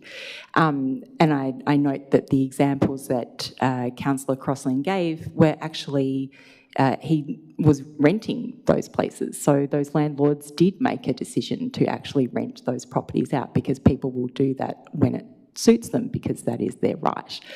I think it's really important that if we're going to look at doing things like this, we do them for reasons that can be clearly articulated. And I know that Councillor Crossland has articulated his reasons, and I think what we have here is simply a philosophical difference. I believe people's personal residential properties or properties that they own that are for housing, it's really beyond the pale, I think, that we should start charging people more because we don't like what they're using with them. And I think this goes the same for the bin tax. You know, there are several councillors around this table who don't approve of the effectively differential ratings around the bin tax on properties as well. So I'm perfectly happy to look at how we help incentivise, understand the causes for vacancies in commercial properties, and work with property owners to incentivise them to activate those where we can. I think that is important, and particularly for our economy and supporting businesses. But I just don't think we should be going anywhere near people's residential properties. Thank you. Councillor Gomez, seconding. You've got 3 minutes starting now. Thank you, Mayor, through you. I'm simply not interested in supporting an empty bedroom tax. I support Councillor Davies in the past trying to find ways in which we can encourage empty commercial premises to be let, because I think the community benefits from having shop fronts that cater for the community. But telling a private homeowner that they're somehow being selfish by not letting out a bedroom or not letting out the property, there's a multitude of reasons why they may be doing that. I think we're getting dangerously close to telling people what to do. It's not what I came to council for. So I support Councillor Aston's view that we should, the intent of her amended motion is to reduce this to commercial premises only, and to also take away the time frame, because I think this needs to be done carefully. And I support Councillor Aston's motion to the chamber. Thank you. Anyone else? Anyone want to speak to this? Councillor Crossland. Thank you. As mentioned, there are aspects of this that I was more than happy to take on board. An empty property is an empty property. Whether it's a business or a house, it should be activated and used. We're not talking about making people let out rooms in their house, and I was incredibly clear about that previously.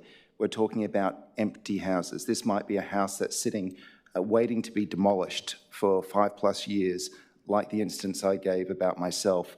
There are so many examples around the municipality that fall into those circumstances. We're not talking about Greta from down the road who just doesn't know what to do about the room in the back of her house. We're talking about someone who is owning a property, letting it sit vacant. It could be rented out. They might be looking to sell it in 10 years, but, you know, they've got the surplus cash that it doesn't matter what they do with it for now. So why not incentivise them to rent it out? I think it's a much better outcome, particularly in a housing crisis. And as the councillor who's probably got the lowest income, it's particularly important to younger people and lower income earners, because that's who these will probably be providing homes for. Thank you. Thank you, Councillor Crossland. Anyone else like to speak? It's just for those who, like, I'm not patronising anyone, but anyone who's moved or seconded can also speak again. So, Councillor Davies, you're allowed to speak. Like, this is not going to. You can second the other one and also speak in this one if you want to. I'm not making you. I'm just saying. Absolutely, yeah. Yeah. No, far away to Councillor Aston.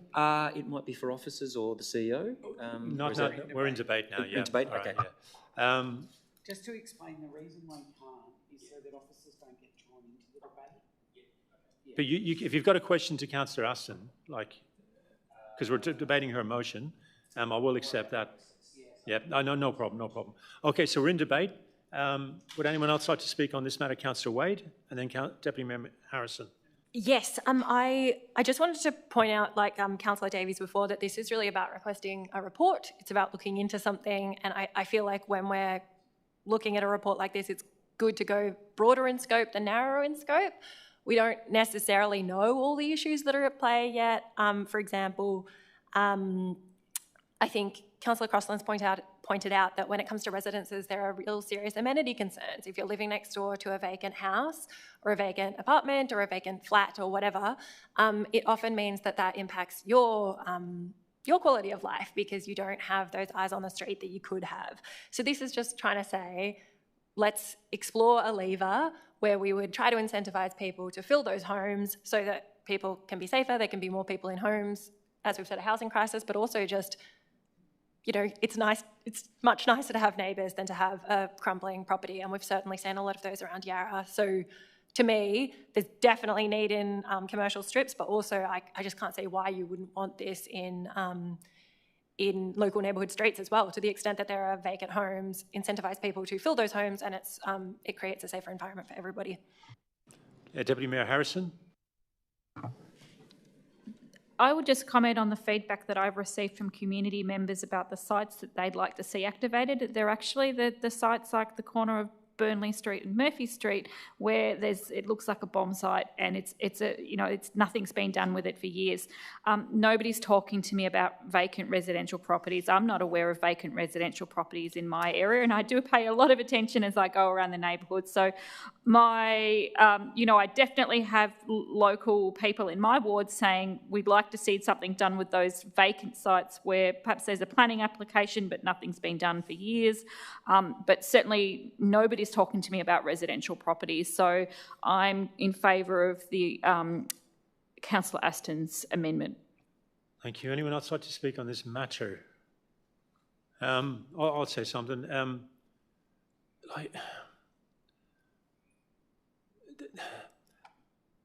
When it comes to, say, climate change, a lot of the people who are responsible for climate change, like the arms industry, the mining industry, they're really, really keen for little boys and girls at school to recycle their, and get the debate all around that. So, rather than, and it lets them off the hook because they're the real contributors to carbon emissions. And I think with this motion, I sort of get the point that Councillor Aston is making, that, the people who are, and definitely what Deputy Mayor Harrison just said, that the people who are responsible for the housing crisis in this country are governments with their horrendous tax policy that favours developers and profit over homes for people, and developers themselves who land bank, who see housing not as a right but as a way of making money. And we don't want to just fall into a media trap of just giving 3AW and the Herald Sun World, crazy Yarra Council. They want to tell the little old person who's living in a 4-bedroom because her husband is dead and all the kids have moved out that they've got to take in a bunch of people in their bedroom. So I get that there's nervousness around us going that road, and we're targeting at the real enemy, which are big business and right-wing governments. However, there's some things that Councillor Aston has taken out of the motion that I actually don't understand why. So, for example, in 1B, examples of successful interim or temporary activation initiatives and programs, and then in brackets, Councillor Aston has taken out, such as open space, creative or community uses or short-term commercial uses. There's been a lot of a push, and I've been quite involved with it. I'm not blowing smoke on my own backside here, but I have spoken to a lot of developers in town and occasionally have been successful to get them to use activate spaces that are not currently using to allow artists to come in until they want to develop. It keeps squatters out, it stops tagging, it's great for artists, and they've done it in Argyle Street and they've done it down in Cremorne over the years. So that's the type of thing I think that Councillor Crossland is saying here. I don't think it's a bad thing. And the last point I'll make is that it is only a report. And if the report comes back and it's too biased one way or another, we can reject it or amend it. So I'm inclined to support, to not support the amendment and support the original motion. That's all I have to say. Anyone else wants to speak on this matter? Okay, we're going to vote on the... There's no right of reply to an amendment, by the way, so we're going to vote on the amendment from Councillor Aston and Councillor Gomez. So everyone's clear on that? We're not voting on the Crossland-Davies motion. We're voting on the amendment now, that's all. So all those in favour of the amendment that's on the screen from Councillor Aston and Councillor Gomez, please raise your hand. Councillor Gomez, Councillor Ho, Councillor Deputy Mayor Harrison and Councillor Aston, all those opposed, please raise your hand. Davies, Mackenzie, Jolly, Crossland, Wade, that is lost. We're now back to the original motion, which is already, you've moved it and you've seconded it. So neither of you can talk, and you will get a right of reply. So we're now debating the original motion unamended. Would anyone like to speak to that? With the exception of Councillor Crossland and Davies. Councillor Mackenzie. Just briefly on this, thank you for putting this up. Look, I was really pleased when Councillor Davies put one up last year, which did some of this. When I first read it, I thought it was the same one, but I appreciate that it is different here. Listening to debates, I just wanted to. Firstly, it's just a report, but secondly, I just wanted to stress that we use taxes all the time to encourage behaviour, to punish behaviour, to incentivise behaviour, sometimes good and bad. We've had a tax system that has incentivised behaviour that involves people owning multiple homes, and helping, not entirely, but contributing to this system. And I think when Mayor Jolly says things like it is it is governments who have caused this crisis, they absolutely have. They have set tax settings that create a space where we are basically where we're in today. So we don't have a whole lot that we can do on council, but there's little things and tweaks that we can try, and I'm really keen to hear what they are. Maybe once it does come back, it is that we'd be going too far or stepping out of our remit, but I think there's some good stuff in this, so thanks, Councillor Crossland, for bringing it. Anyone else want to speak to the original? Councillor, no, because you've seconded. Yeah, because you seconded before. Councillor Aston?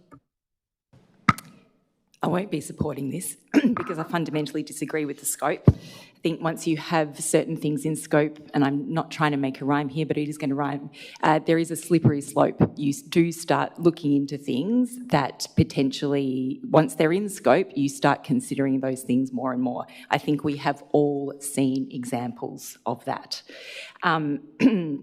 I also think that it is missing a couple of really important things, which are some of the things that Councillor Crossland said he would have accepted in terms of the criteria for application. We should understand why councils have applied differing rates in what situations. We also really do need to understand the comprehensive underlying reasons for vacancies rather than just making assumptions as to why those things exist.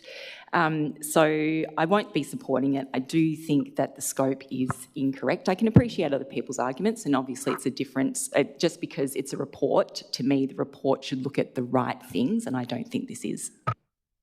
Thank you. Would anyone else like to speak? Councillor Gomez. I just reiterate my view. I thank Councillor Crossland. It's no way, in any way, a reflection on his motion.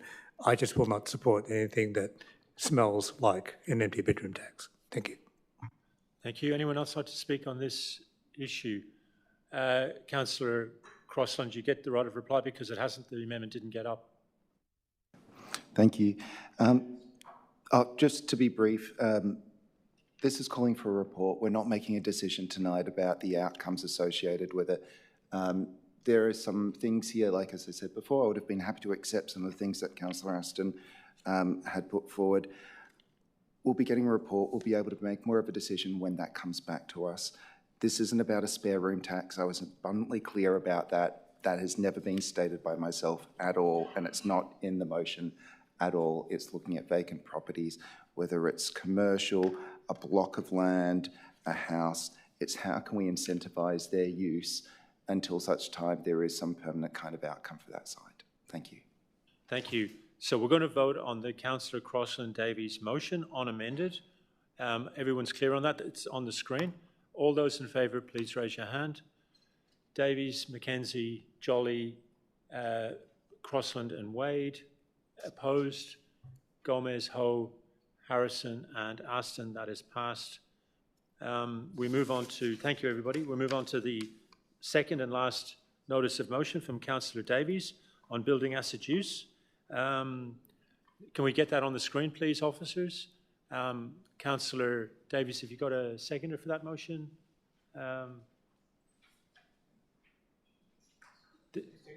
Councillor Gomez is seconding it. So, Councillor Davies, it's pretty clear we've all read it. So, do you want me to give you a quick rundown, or is it clear as mud, or is it all good? Is everybody clear on it? Yeah, pretty good. Yes, absolutely. Just before you have your 3 minutes, Councillor Davies, we'll just take a question to officers and Deputy Mayor. Harrison? On the NOM, on the notice of motion. Deputy Mayor?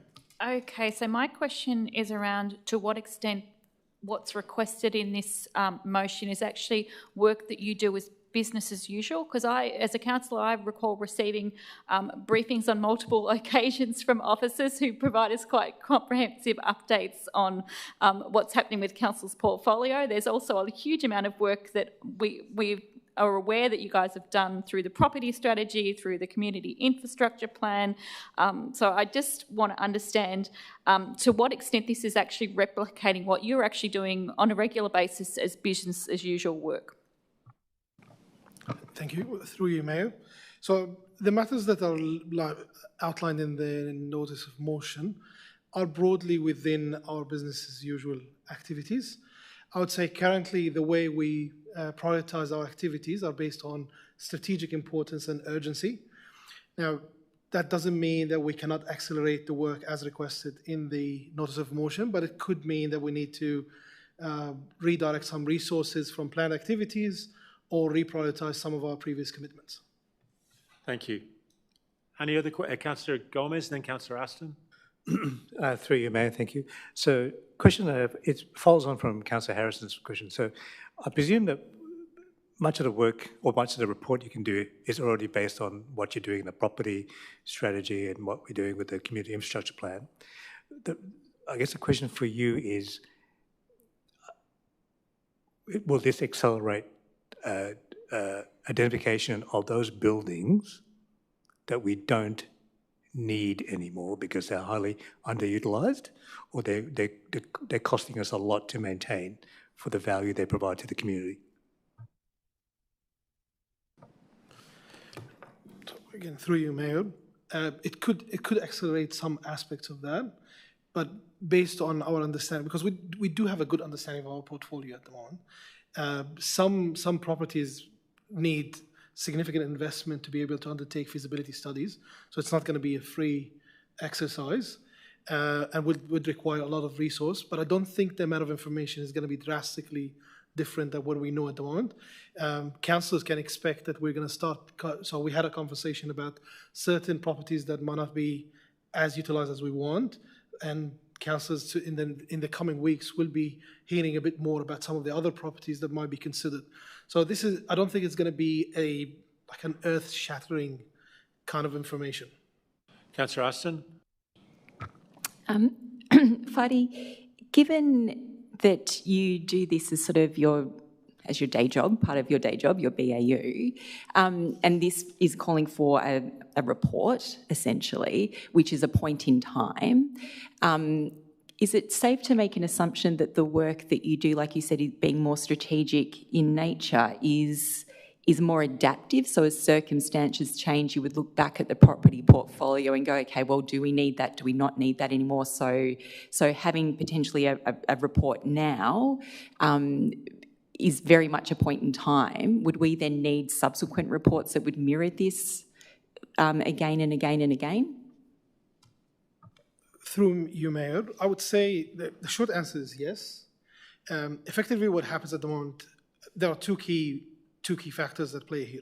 One is we are building, as a property team, we are building the maturity within our organization to understand our portfolio, understand our strategic objectives, and be able to have those high-level decisions.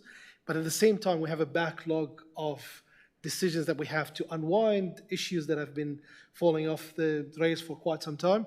So we're trying to do both at the same time. So put off all the fires while we're working on the big strategic things. So what would this do will probably mean saying just focus a bit more on the kind of like that strategic piece of work, but it will be a snapshot in time. Certain minor on small decisions or seemingly small decisions might have a drastic change. So we might have a property that is occupied at the moment. The second we have a tenant leave that property, and then we do an assessment, then it might not be relevant to any other tenants. So it becomes no longer become a usable or fit for purpose property and might need to be reconsidered. So this is kind of the things we're adapting, and we're being agile as we go. We're trying to balance between the strategic and the urgent priorities that we have at the moment. Thank you. We'll move on to the mover of the motion. You got a question? Yeah. Is part of your strategic overview looking at untapped revenue and gaining revenue for the council? Through you, Mayor, 100%, yes. So what we're doing that through a number of avenues. One, making sure that every single tenant is paying their fair share, and we've done a number of reviews for new leases where the rent has gone up. We're also looking for opportunities to make sure our commercial tenants are paying their fair share, and we're trying to find avenues to kind of generate income from any potential situation, similar to things like we're in discussions now with the Australia Post to see if we can find suitable locations to have parcel lockers and get some revenue. So it's definitely something we're doing as part of our business as usual. Thank you. We might move on to the mover and seconding of the motion. Go ahead. Does it contemplate work from home legislation? Any of your strategic stuff? Does it contemplate moving offices or the council? Yeah. Through you, Mayor. No, it's a matter for the CEO to address the staffing. I might say, Mayor, officers are planning to brief councillors in 2 short weeks on a range of properties that you might find some interest. And then subject to your views on those properties, you might very well consider some further reports in April about some strategic properties. Okay, thank you. All right, we'll move on to the moving and seconding of the NOM, of the notice of motion. So, Councillor Davies, your 3 minutes start now, please. Thanks. So the building asset use notice of motion is really to address, we have $2 billion worth of assets in the council. That costs us about $28 million a year to maintain and renew these assets. That's not quite a full year's of capital works, but it's getting pretty close. It's about 70%.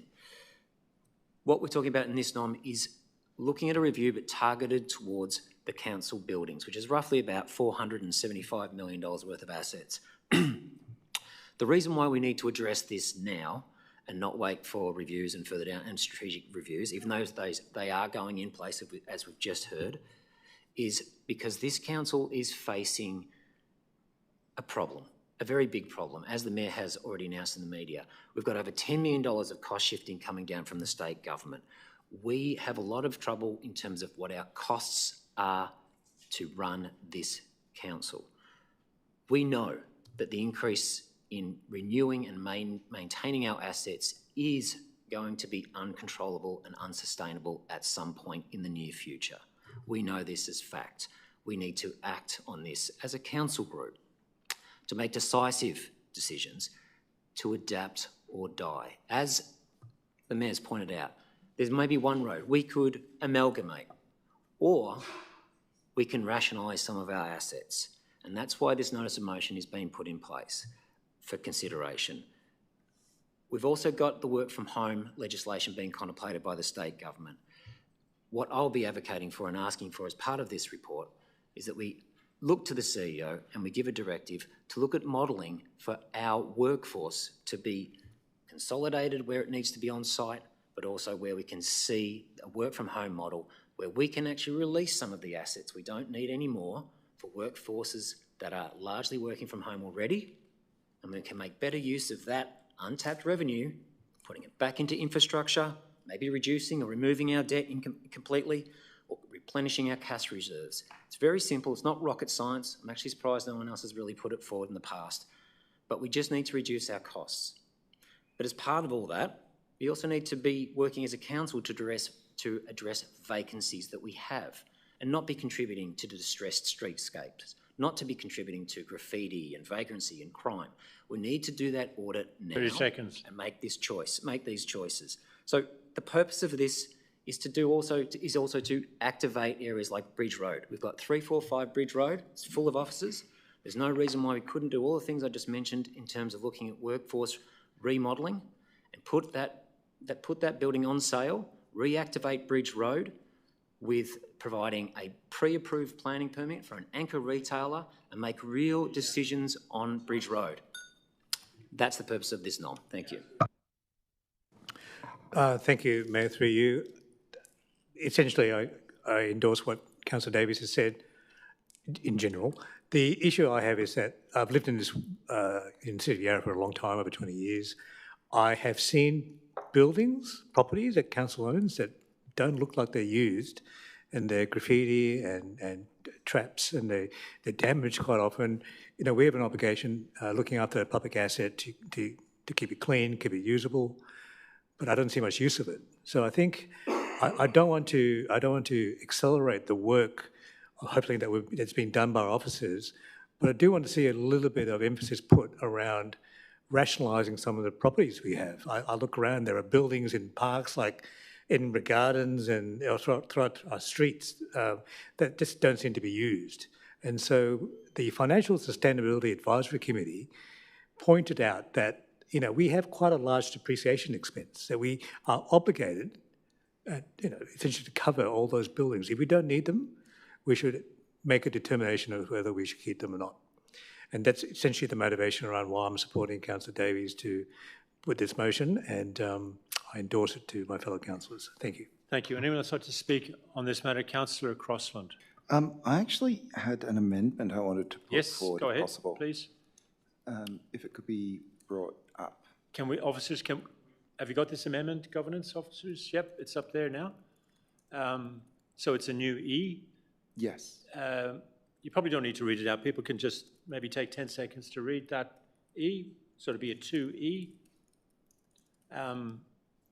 Have you got a seconder for that amendment?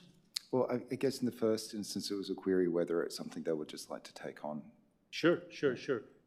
So I'm asking Councillor Davies and Gomez whether they would accept that amendment to their motion.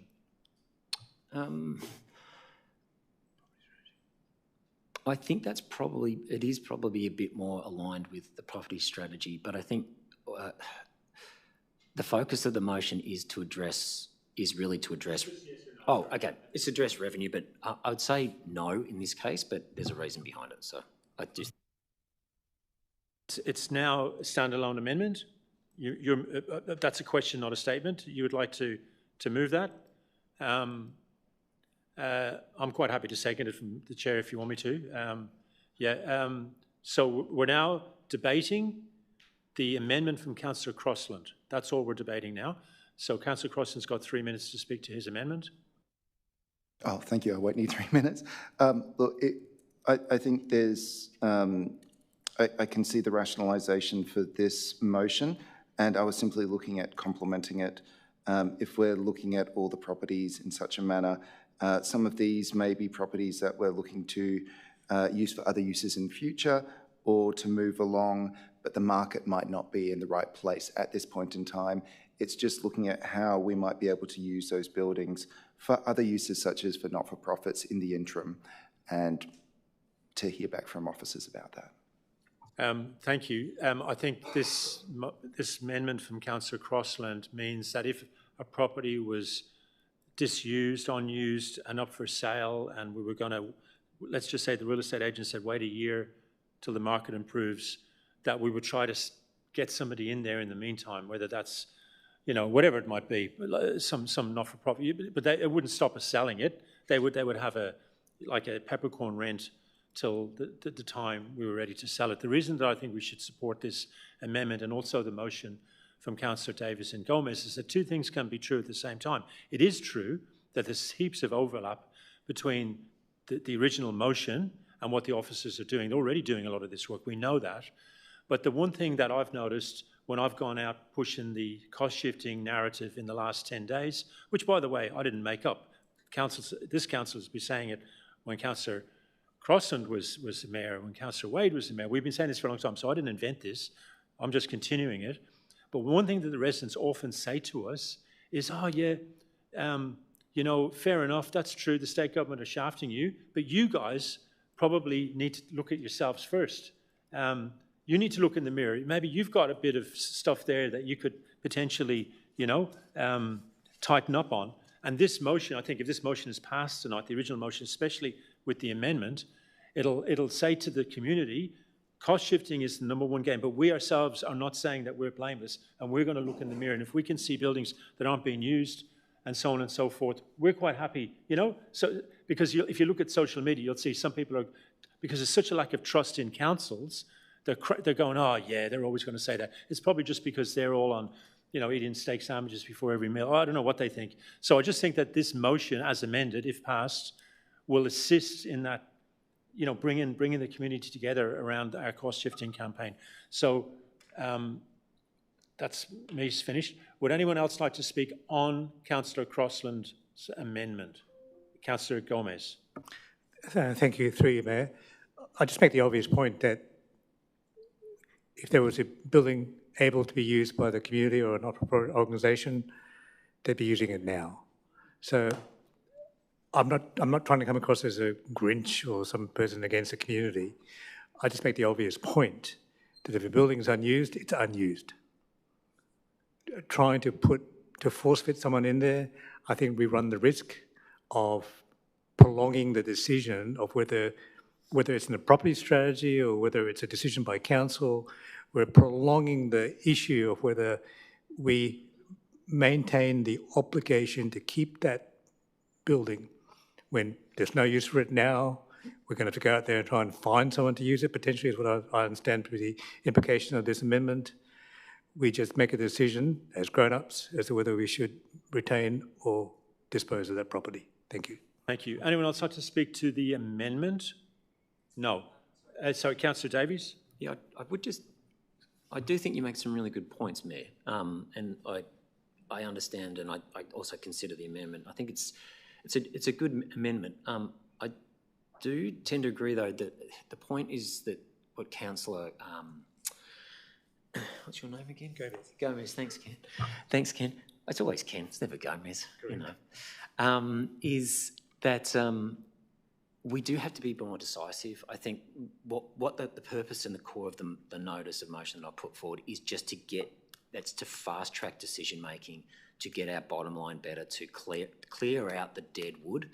And I do think this is a great proposition, but it might be for something that comes vacant later, but things that are sitting idle, that are sitting vacant as we stand, that have been vacant for a number of years or many months, we need to be making much more clearer decisions, be more decisive now. That's what I think is the essence of the motion. So, yeah. Thank you. Anyone else like to speak on the amendment? There's no... Councillor Wade. Just very briefly, I kind of see this as serving a purpose into the future as well. So say that there's a site, and I won't name any sites, that we identify soon, we don't think we're going to use as much anymore, and so we say, okay, we're going to stop running X program there or something like that. In the time that it's prepared for sale, I just can't see why you wouldn't want to say, hey, local toy library, you can store some stuff here, something like that. That's kind of how I see it, is just like it's a gap filler. So yeah, I'm going to be supporting it with that amendment. I just want to make a point of order. Just when we're talking about this matter, I'm just going to ask councillors moving forward not to mention any particular sites, because it can stress out the staff. We've got 900 people odd working for us, and this is not about the staff. We all support our staff. We've all got their back. This is about empty buildings that we're not using and we've got no intention to use. But when we throw in names of particular buildings, it could set hairs running that are unnecessarily running, if you like, and then the senior management have to deal with that the next morning. So that was just my sort of point of order stroke request to councillors. Would anyone else like to speak on this amendment? Okay, there's no right of reply to amendments. We're going to vote on the amendment from Councillor Crossland and myself. All those in favour, please raise your hand. Ho, McKenzie, Jolly, Harris, Deputy Mayor Harrison, Crossland and Wade. Against, we've got Councillor Davies, Councillor Gomez, Councillor Aston. So that's carried. So now we've got the original motion with this amendment, moved by Councillor Davies. You haven't spoken yet, have you? You have. And so, okay. So we're now debating the motion with the amendment. So if you have got a great new point, well, it doesn't matter if you don't have a new point, but preferably if you do and you want to speak, please raise your hand. Deputy Mayor Harrison? I don't know if it's a new point, but I'm simply going to make the point that I'm not going to support this tonight. I think the officers are doing a sterling job with their business as usual activities, and I'm not inclined to take them away to focus on preparing this report when they're actually working very actively to progress, you know, where we have properties that might be consolidated, rationalised. They're already doing that. They regularly report to us, so you know, I think that they're doing an excellent job on that already. I don't think I need to see a report on that. Thank you. Would anyone else like to speak? Councillor Aston. I also won't be voting for this, not because I don't believe that we should be looking at our property portfolio on a regular basis and determining what we do and don't need, where we can make savings, etc., etc. I think all of that is very important and it's sound financial and prudent property management. But much like Councillor Harrison, I just think it's redundant. The work is already going on. We're already getting regular input from the officers about individual properties as those things become clear. And the fact that this would have to be, because it would be just a point in time, and this kind of thing would have to be repeated over and over and over again as the community's needs changed. So I don't disagree with the intent behind it in that we should know what we're capable of disposing of, why we should be disposing of it, etc., etc. But I would also just to sort of go to the Mayor's point there about potentially, you know, setting people's, you know, radar off and raising concerns about things. It's not just officers, it's not just staff that might get concerned, it's also members of the community who might see things happen and without us having thought things through properly or understood those things. And we know what happens when people get ideas in their head that something's going to get sold or whatever. It can cause unnecessary stress and concern that we then have to help allay without going through the proper engagement processes. And I just think we've all seen governments just willy-nilly sell things off without thinking those things through. Under the, you know, the guise of, you know, sound financial management that have come back to bite communities in the butt afterwards. So I would rather do this in a way where we're getting regular feedback from the officers, which is their BAU job, and exploring each option as it comes. I think that the officers have built their maturity around this practice quite considerably since we've been here, and I can see that they've got a very clear plan for continuing to build that maturity. So I won't be supporting this. Thank you. Anyone else want to speak on this matter? There's no right of reply because it's been amended. So we're going to go on to the vote. So what we're voting on is Councillor Davies' motion as amended by Councillor Crossland. I just left out the seconders just for clarity there. So it's the full Monty. We've got the black bit and the yellow bit, if you like, collectively. So I'm going to ask all those in favour, please raise your hand. Davies, Gomez, Ho, Jolly, Crossland and Wade. Those opposed, please raise your hand. Mackenzie, Deputy Mayor Harrison, Aston, that is carried. We'll move right along to petitions and joint letters. We've got two, both from Councillor Gomez. Oh, sorry, I didn't. Let's start with Councillor Deputy Mayor Harrison. I apologise. I wasn't aware of that. Sorry, I have a petition that's received from residents, community members in the area of Annette's Place in relation to the consultation that's underway or has just finished in relation to that park. I believe there's 109 signatures on that petition. I will pass on the electronic copy that I have to the CEO. Thank you very much. We'll move on to the two petitions. Oh, sorry. So the motion is that we accept the petition as tabled by Deputy Mayor Harrison and we pass it on to the appropriate officers for action. All those in favour, please raise your hand. That is move Deputy Mayor Harrison, seconded Mayor Joly. Thank you, Councillor Mackenzie. She's getting she's missing her old job, I think. So that's passed unanimously. We'll move right along to Councillor Gomez. You've got two petitions? I think I've only got one petition. Oh, because you tabled the other one at the start. Yep. So let's just... Sure. Yep. Just to go back, that petition, the one on Bud or Matter? It was Bud Street, wasn't it? So on the advice of governance, the Bud Street petition couldn't be tabled or can't be tabled. So I'm listening to Mr. Delosa. Can't be tabled? And follow. Sorry, Mayor. Has to be referred under the governance rules. If we get a petition on an item on the agenda, it has to be referred as an address on the item. So the advice I gave to Councillor Gomez was that would be tabled at that time. But the other thing with it is we couldn't take it into account because the issues that were addressed in that report were through a Section 223 process under the Local Government Act, and so that's the only consultation allowed on it. So any other form of consultation or feedback is not acceptable in that process. So okay, so we'll just go with one petition, which is the Wellington Street petition. Thank you for the clarity there, Mr. Okay. Delosa. If I don't win the number of so Wellington petitions, Street, go ahead. Yeah, if I don't win the number of petitions this year, it falls on you. So I've got a petition from the petitioner, Ms. Kershaw, is in the audience. It's a petition to oppose the Yarra Council's plans for Wellington Street. There are 1,038 signatures, which is the most I've ever seen. I'll read out the preamble because I'm not sure how to handle it otherwise. I'll just read it out. In late 2025, Yarra City Council released its proposed plans for the development of Wellington Street in Collingwood, Stage 3, and Clifton Hill, Stage 4, under the project Building a Safer Wellington Street. We, the community, strongly oppose this project, both Stage 3 and 4, especially in relation to the closure of Wellington Street to cars, the diversion of cars onto local side streets, and the loss of car parking spaces. Any upgrades to Wellington Street should retain the current traffic flows, with changes limited to maintenance of existing infrastructure, for example, the resurfacing of roads, the repainting of bike lanes, etc., and potentially addition of bike boxes at traffic lights. So there's a petition with 1,038 signatories. Thank you. And you're moving it in, and we refer to the relevant officers for deliberation. Councillor Wade will second that. All those in favour of accepting that motion? That's passed unanimously. Are there any other petitions to joint letters? No. Any questions without notice? Yes. Councillor Deputy Mayor Harrison.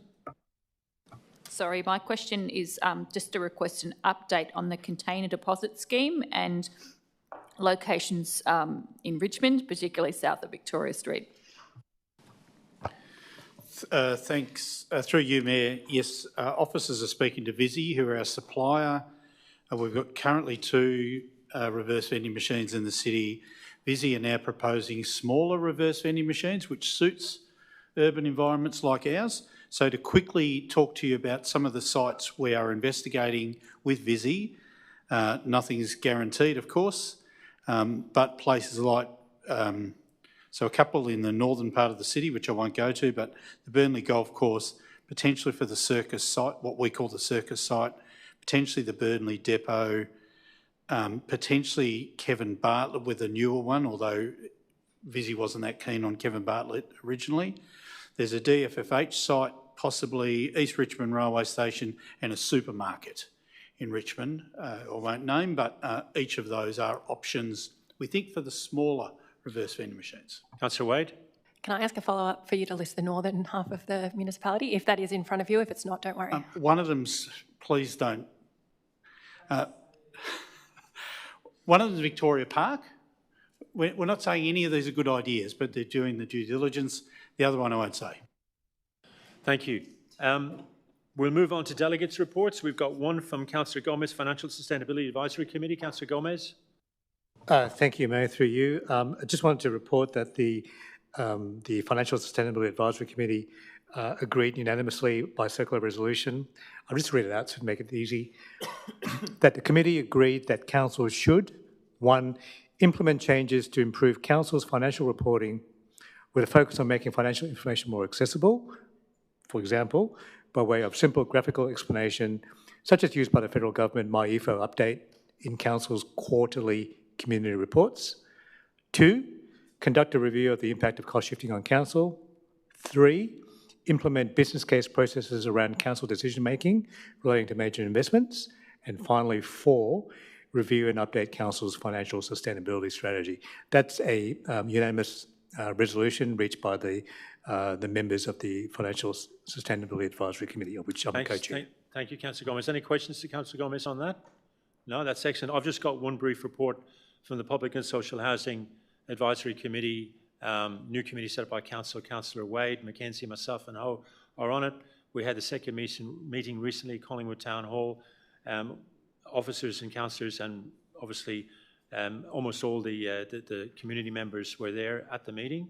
The discussion centred around opposition to the demolition of the towers, obviously. It was also noticed that in the new announcement from the state government, no new towers in Yarra will be considered for demolition until at least 2028, which was a relief. There was discussion about the management, the current management of the estates by the department, in particular the car parks. For example, at Atherton Gardens, they need to clear out dumped cars, better lighting, better security. The fact that none of the apartments, none of the units get any regular visits by housing officers. They also call for the return of recycling on the 3 estates. It's pretty bad that if you live in a house in Yarra, a private house, you get 4 bins. We've got probably the best service you could possibly imagine worldwide. But if you live in a public housing tower, on every floor there's a little hole. You open it up, it's at a 45-degree angle, and you have to squeeze pretty much, well, not pretty much, you have to squeeze everything down there. There used to be a recycle program. It was pulled by a previous government, and it hasn't been brought back, so that was a big issue. There was a lot of minor issues that were raised, relatively minor issues, but very important to the residents concerned, that the officers have played a really, really good role in helping them out with. The last point I want to make is historically in Victoria, the strongest residents association on any of the estates has been in Fitzroy. AGRA, Atherton Gardens Residents Association, Tran, the leader of that, tragically died of cancer, and AGRA really fell by the wayside. There's a group of people, including some of who are on our advisory committee, trying to re-establish it. And today they've asked me to let everybody know that and it's worth taking this down because it will be regular, that in order to make AGRA relevant and rebuild it on the Fitzroy estate and then set a model for Collingwood and North Richmond, that on the first Friday of every month, starting on Friday the 1st of May, between 4 p.m. and 6 p.m, on the estate, on the base at the community room at 125 Napier Street, that's one of the 4 towers, they're going to have a drop-in centre, well advertised on the estate, for anyone on the estate who wants a form, help them fill out a form, whether it's, for example, an issue to do with the housing department, whether they can't pay their cat fine. We had an issue at the advisory committee where somebody didn't speak English that well and didn't know that their cat had died, and they kept getting bills from the council because they didn't know how to do it. And, you know, it's easily fixed, and the officers were great about it, but these are the type of things that people who English isn't their first language, you know, that they can come down and get help with their forms of housing, with council, sometimes even immigration. And they're going to ask for progressive lawyers and individuals, the FRA, that they've got any like retired bureaucrats who just want to spend 2 hours a month helping out, they can come down. So I'm going to contact the state member about this, and the federal member, and Fitzroy Legal Service and the FRA and everybody. But it's the first Friday of every month from 4 p.m. to 6 p.m. at that address, run by AGRA, not by the council. But it's something I think it's going to be really, really good, and hopefully, you know, it works. So I'll table that report from that committee. Anything, questions? No. Any other committees, delegates' reports? I take it there are no general business, urgent business or confidential items. Well, we close the meeting at 10:15. Thank you all.